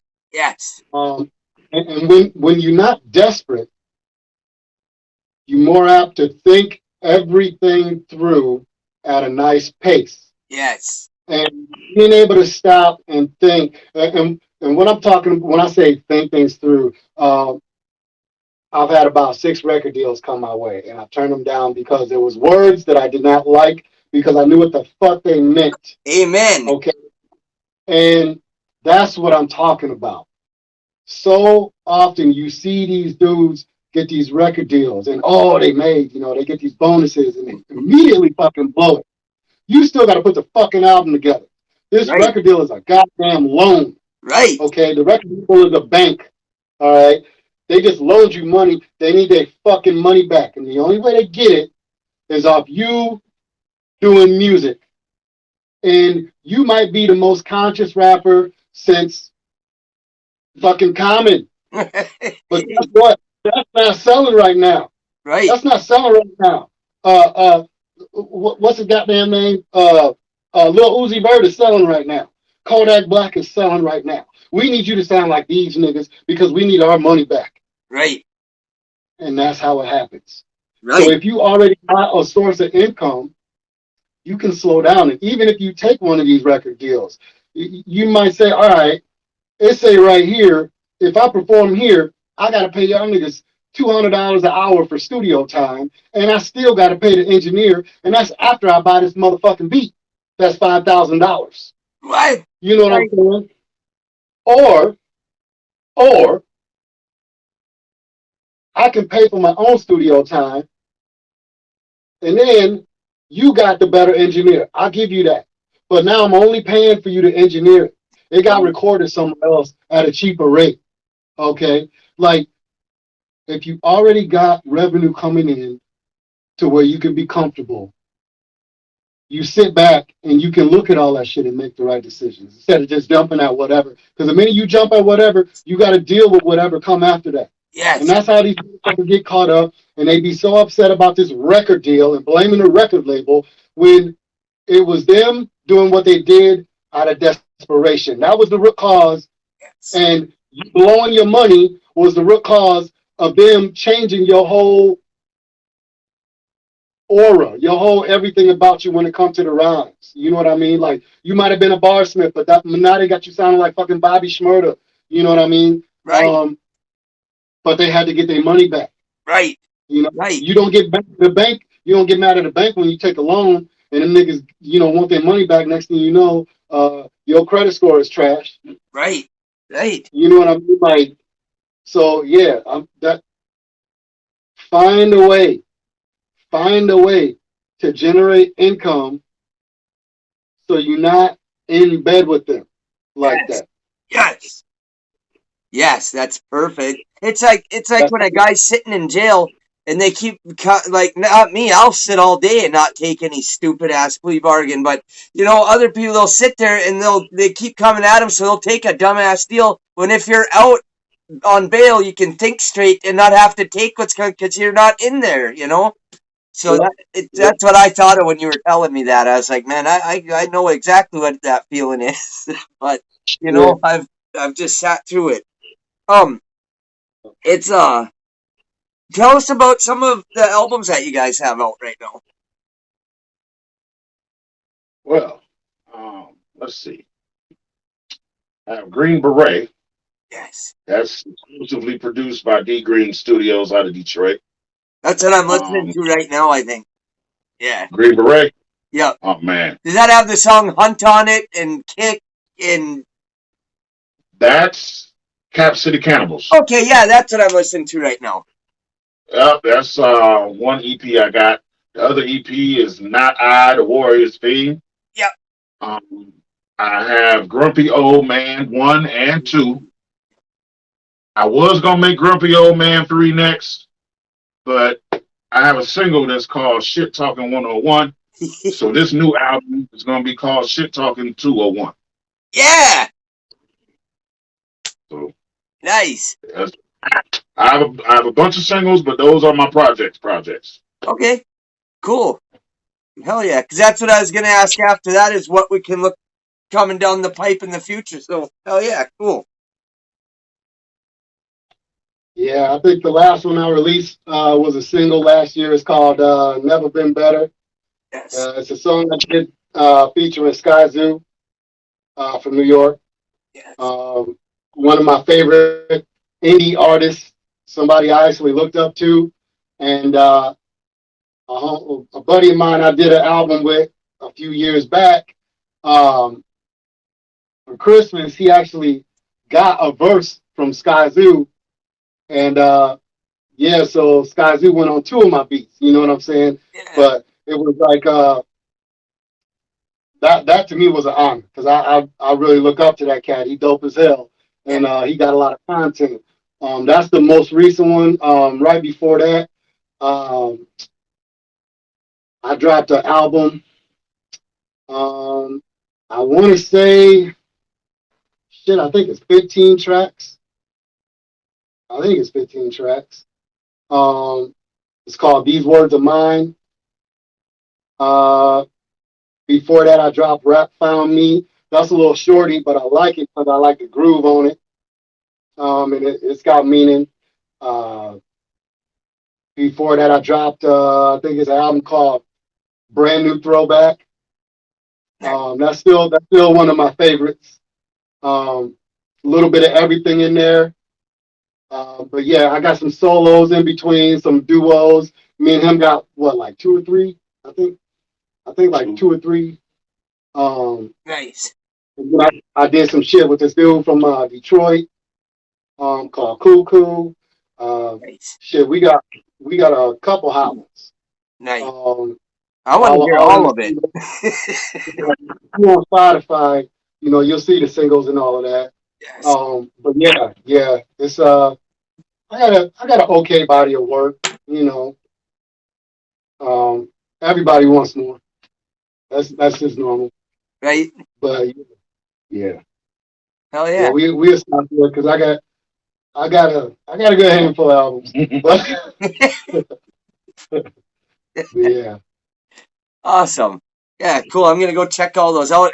I wish I had been able to listen to some before coming into this, but no, I'm gonna go check them all out after and everything because I love real rap, and I know if he's fucking with you, it's real rap. So, 100%.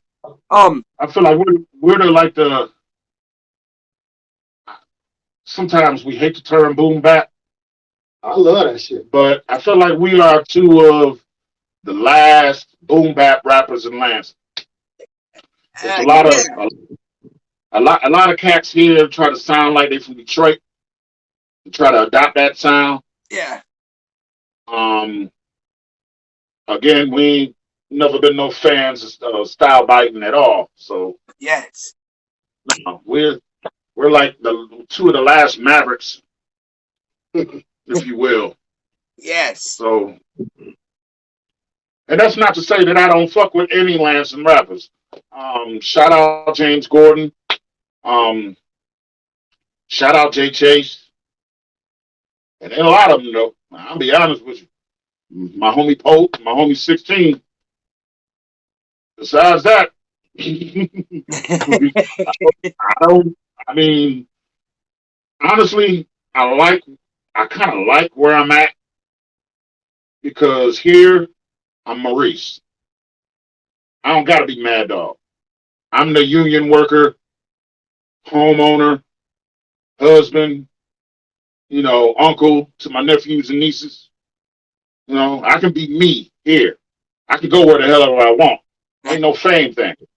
You know, I ain't like you can, you know, ain't like we go grocery shopping and, you know, bitches running up on me showing me their titties or something. You might get in trouble for that.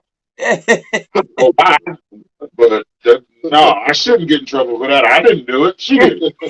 But Amen. no, it's a comfort level. Lansing is a good town to raise your kids if you are on your game.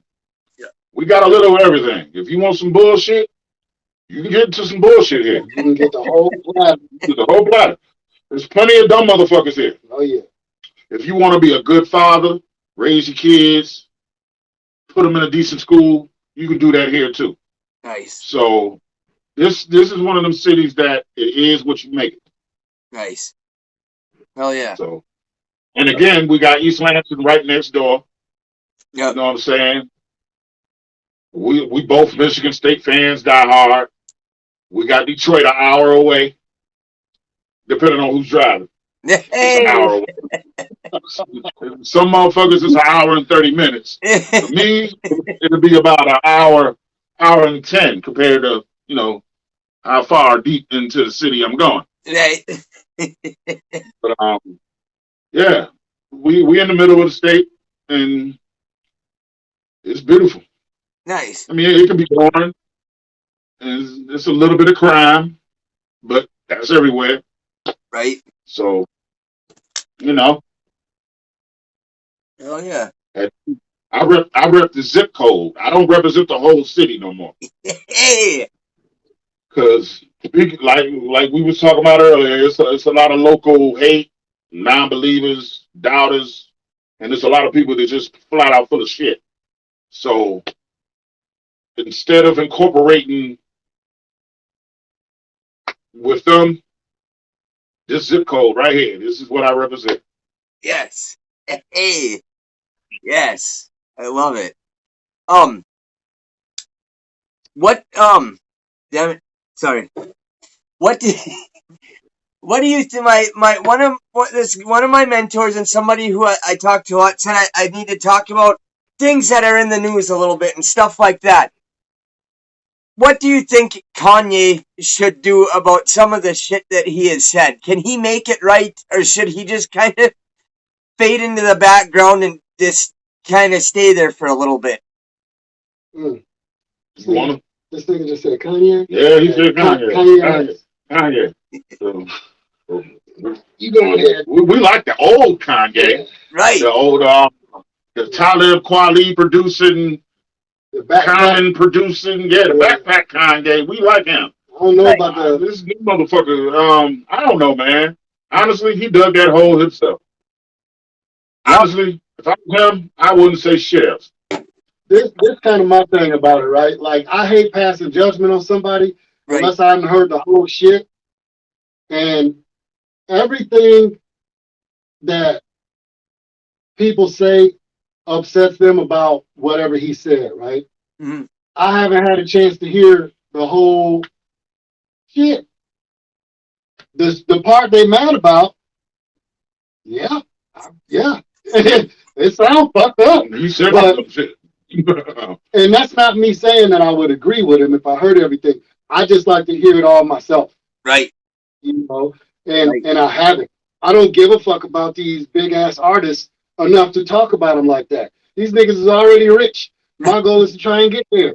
What the fuck I look like talking about a rich motherfucker when I ain't rich? You know what? I have no problem with them ugly ass clothes that he was trying to sell us. I think it's genius. I will give him that. And them ugly ass shoes, man. The only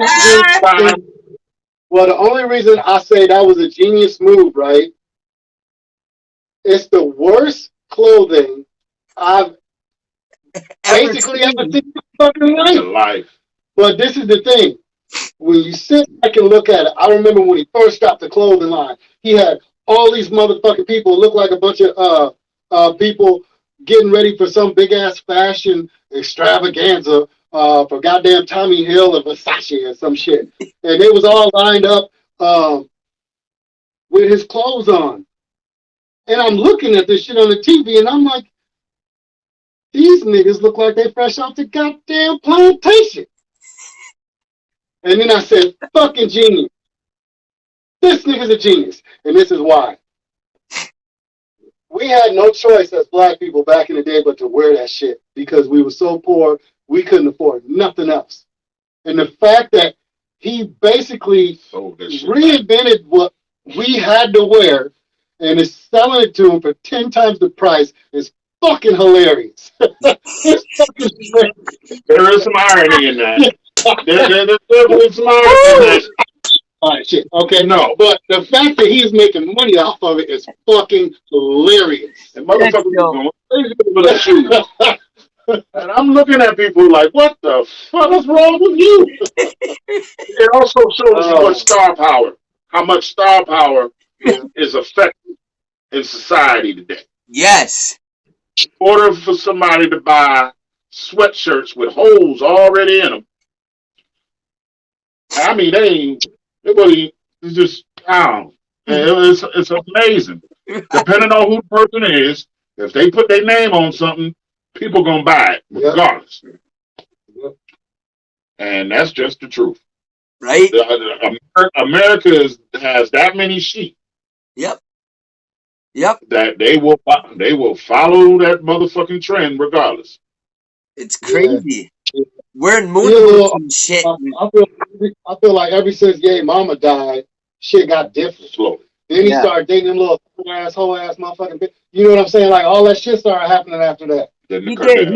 He changed after that, bro. He did. He said he was kicking it with Jay-Z and doing a bunch of different weird shit. His lyrics changed about God. He started dissing God and talking about weird satanic shit. Like it got weird for a little bit there. I think he kind of got away from all that because him and Jay-Z ain't cool, and I don't see him doing that shit no more. But I don't know what the deal with all that was. But like I listened to his lyrics like on Monster and shit like that. I'm like. And then just a bunch of other songs. I can't remember them all right now on the spot, but I just thought, man, what is he doing? He's supposed to believe in God and shit, like the stuff he was saying. Bad. Certain people get to a certain status where don't nobody want to tell them no.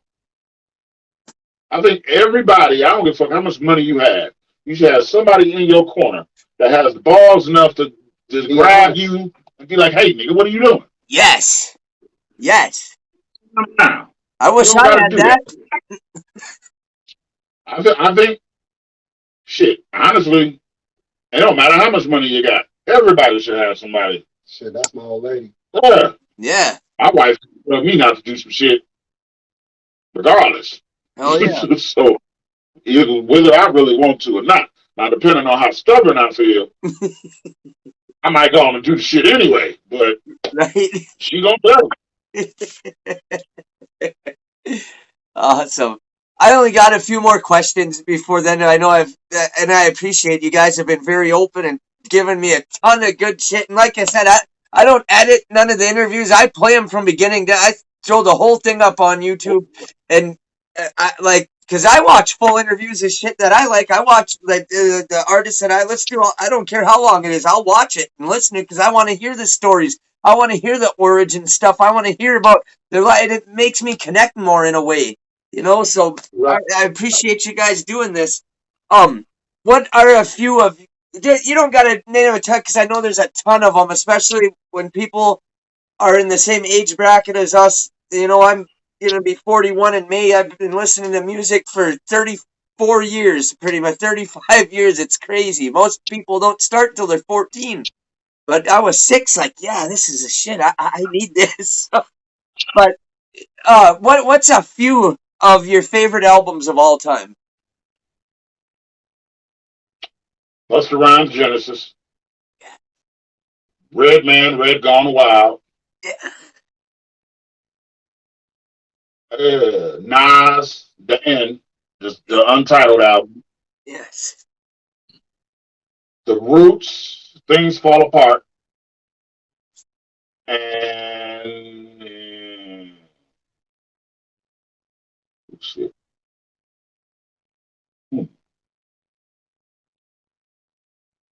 Red and Meth, Blackout 2. Yeah. That's my five. Yeah. I will have to say Tupacalypse Now. Yeah.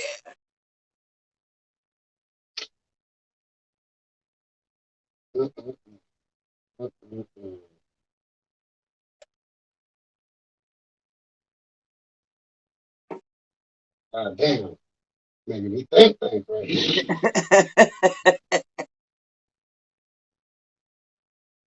The first Wu-Tang album. Yeah. What was that? 36. 36 Chambers.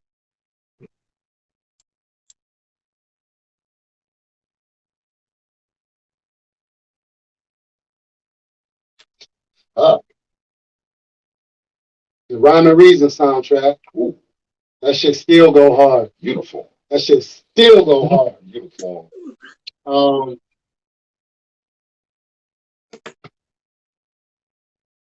Extinction Level Event. That's the one I was trying to think of. Busta Rhymes Extinction Level Event. Hey. I love the second one too. Yeah. This shit go hard. He brought some good shit to the table. Busta Rhymes did. He brought some real good shit to the table. Oh man. For I years. want to say Outkast, Aquemini. Good one. Yeah. I think that's 5 right there. That's a good one. Hell yeah. Nice. What do you guys hope to this is how I wonder what do you guys hope to add on to or to pass on to the world and to hip hop? You know what? I would like to pass on the term old school is not a bad term. Yeah. Because a lot of people hear my music and say, oh, you're old school. And I don't see that as a bad thing. I would see that as the right thing. I mean, hey, you know, I can't rap like these young dudes. I'm not gonna rap about popping Percocets and shooting motherfuckers and drinking lean and no, that ain't me. Yes. You know, it's a little morality to my music. Yes. Yes. And a lot of don't give a fuck too, but Yes. you know. I'll take your music any day over that new shit about pop and perks and shoot. They can have that. They no disrespect. But I just don't want nothing to do with it at all. I listen to disrespect. It's stupid. Popping pills is some of the dumbest shit. Oh yeah, absolutely. I don't know how and when that. I mean, look, back in the day, and ain't nobody just started popping pills. No. But back in the day, that was a suburban thing. Mm-hmm. You know, in the hood, no, hell no. Right. And nah. Lean has been a part of hip hop for decades. Lean goes back to the 90s. Yeah, to the 90s. So probably before that. Yeah, if you from Texas. You gotta ask your uncle now back then. Like them motherfuckers would know. But yeah, that shit been around. Right. But like we've lost too many legends to lean. Yeah. All of that shit. You know what? That type of shit ruined my life too. I was on pills and opiates and shit, and even doing H for years. It killed my baby mama. It killed my cousins. It killed almost all of my friends I grew up with. It's crazy. Fucking shit. Man, I'm glad you snapped out of it. Yeah. Thank you. Homeboy about that shit, man. Sorry to hear that. Yeah. I hadn't talked to him in a minute. And then my other homeboy told me they was working together out of state, and motherfucker ended up ODing and shit. Man. Shit hit different. Right. That shit's bad. It's really some bad shit. Like I always tell my son, look, like weed when you're older, I don't care if you smoke it. Don't do it now because you're still developing. You're 13, but don't ever, even when you're older, I don't care if you break your damn arm and the doctor says, here's some painkillers. Don't take them, motherfuckers. Throw them bitches right at them. Don't take it. Flush it. Deal with the pain because there's even athletes, they get hurt. They start taking a little bit of painkiller and they get hooked on the motherfuckers. And it ain't that they're a bad or morally corrupt person. It just, that shit happens. So it's just better, don't even do it. I would bring up his name, but I would bring up Brett Favre, but after what he did to the state of Mississippi, Yeah. Fuck Brett Favre. So I'll just leave that at that. You got to be a low down, dirty motherfucker to steal from the welfare fund, Right. Right. especially of the poorest state in the union at that. That's some of That's that what I'm rich saying. You're people shit. stealing from people who ain't got nothing. Nothing. That's a whole nother level of don't give a fuck. Just Right. like, as a Detroit Lions fan, I ain't really like your ass anyway, but I at least respected you. Right. But you stealing from the welfare fund of your home state? Wow. I know we don't supposed to judge, but I hope he rots in hell if he really did that. Right.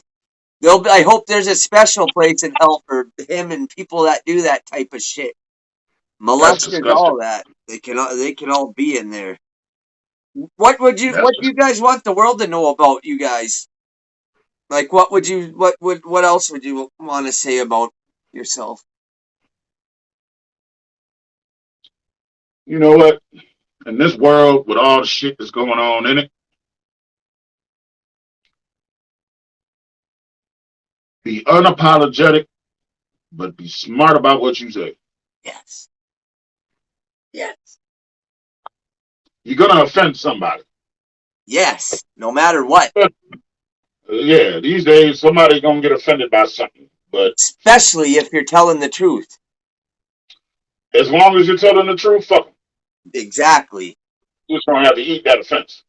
Exactly. Okay. Amen. I'm offended by big booty girls that can't dance. I feel that's an offensive act. But I'm not going to, I ain't like I'm going to start a GoFundMe or organization against women with big asses that can't dance. I'm just going to, not paying no attention. I love it. Everybody hates a lazy stripper. Right? Basically, a lazy stripper, bitch. Not a job for you. Right. I paid for this. Come on. I worked hard for this money. You ain't gonna?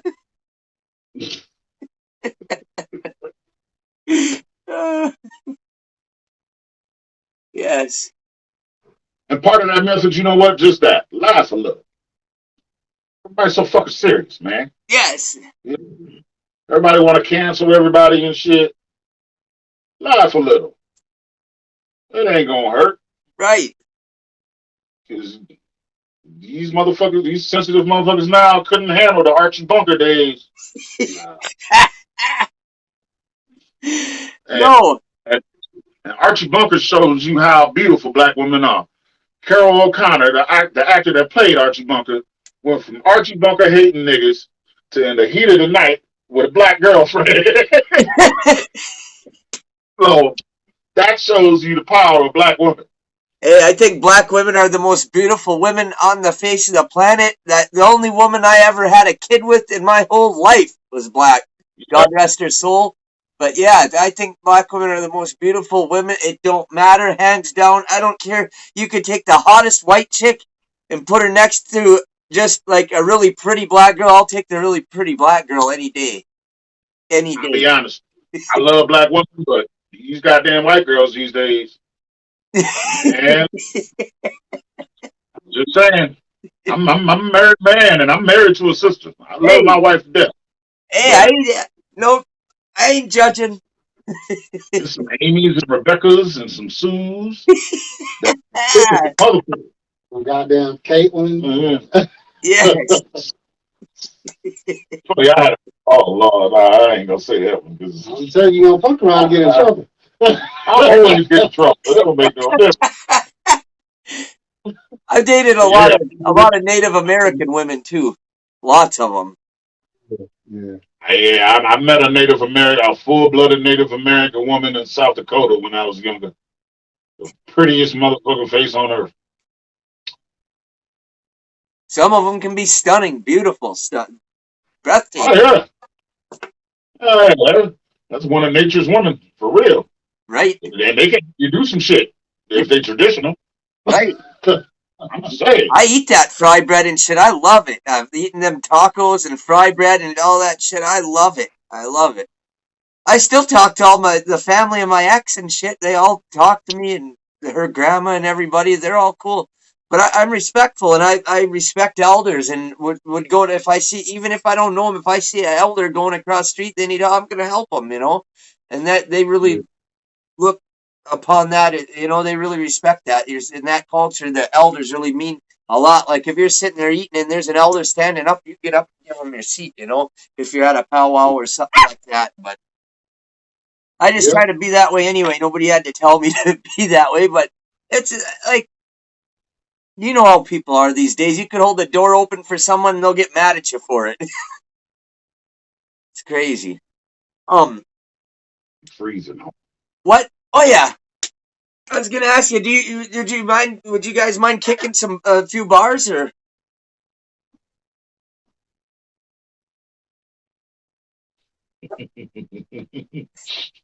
Oh shit, it froze up. Yeah, It doesn't I give got, you a little something. yeah, it don't gotta be nothing long or crazy or nothing, but you know. I give you a little something from something.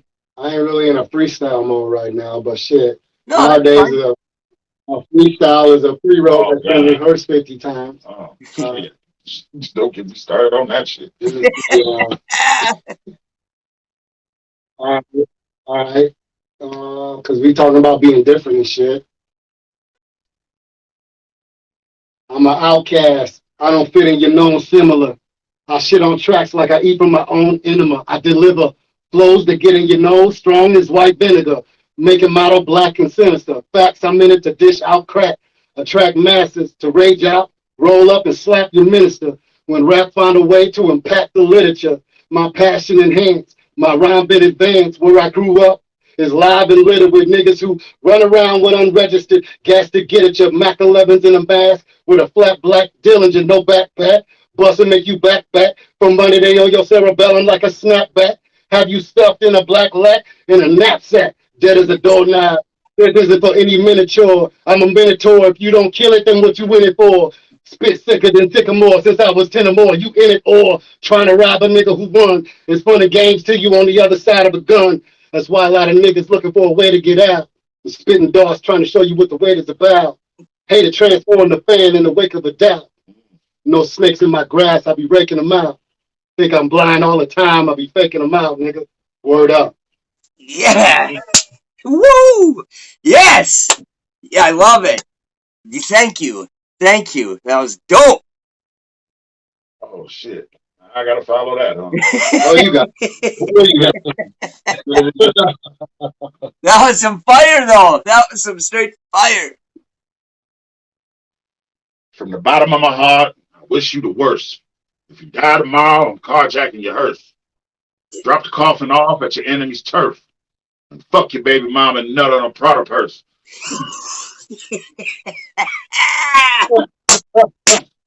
Woo! Yes! That's some fire! I love it. Thank you. Hey man, appreciate the time. Huh? Yeah, it's been chilled in the motherfucker, man. Real rap. Real rap, man. We wish you nothing but the best. Nothing but elevation after this. Thank you. You too. You guys are great MCs, and I just love that type of music. I love real rap, and that's the thing with me. That's why I started this show. I fucking love hip hop. I love real rap, and that's why it's an honor show. And I'm never gonna have anybody on it that ain't real hip hop, because I don't even care if they pay me a ton of money. I can't do it because then my show is bullshit, and it ain't the honor show. I want to honor the shit that came before us and the real shit that's out now, and create a lane for the new shit coming that's real. Yeah. Gotta keep your integrity, homie. That's what's up. Absolutely. Thank you, guys. I told you guys that shit was fire. Thank you, Maddog Mcgraw. Thank you, Deebo Mac. And now you guys can actually help me out. You gotta help me. Hey, all you gotta do is hit that like button. And so you never miss any future episodes, hit that subscribe button along with that little notification bell.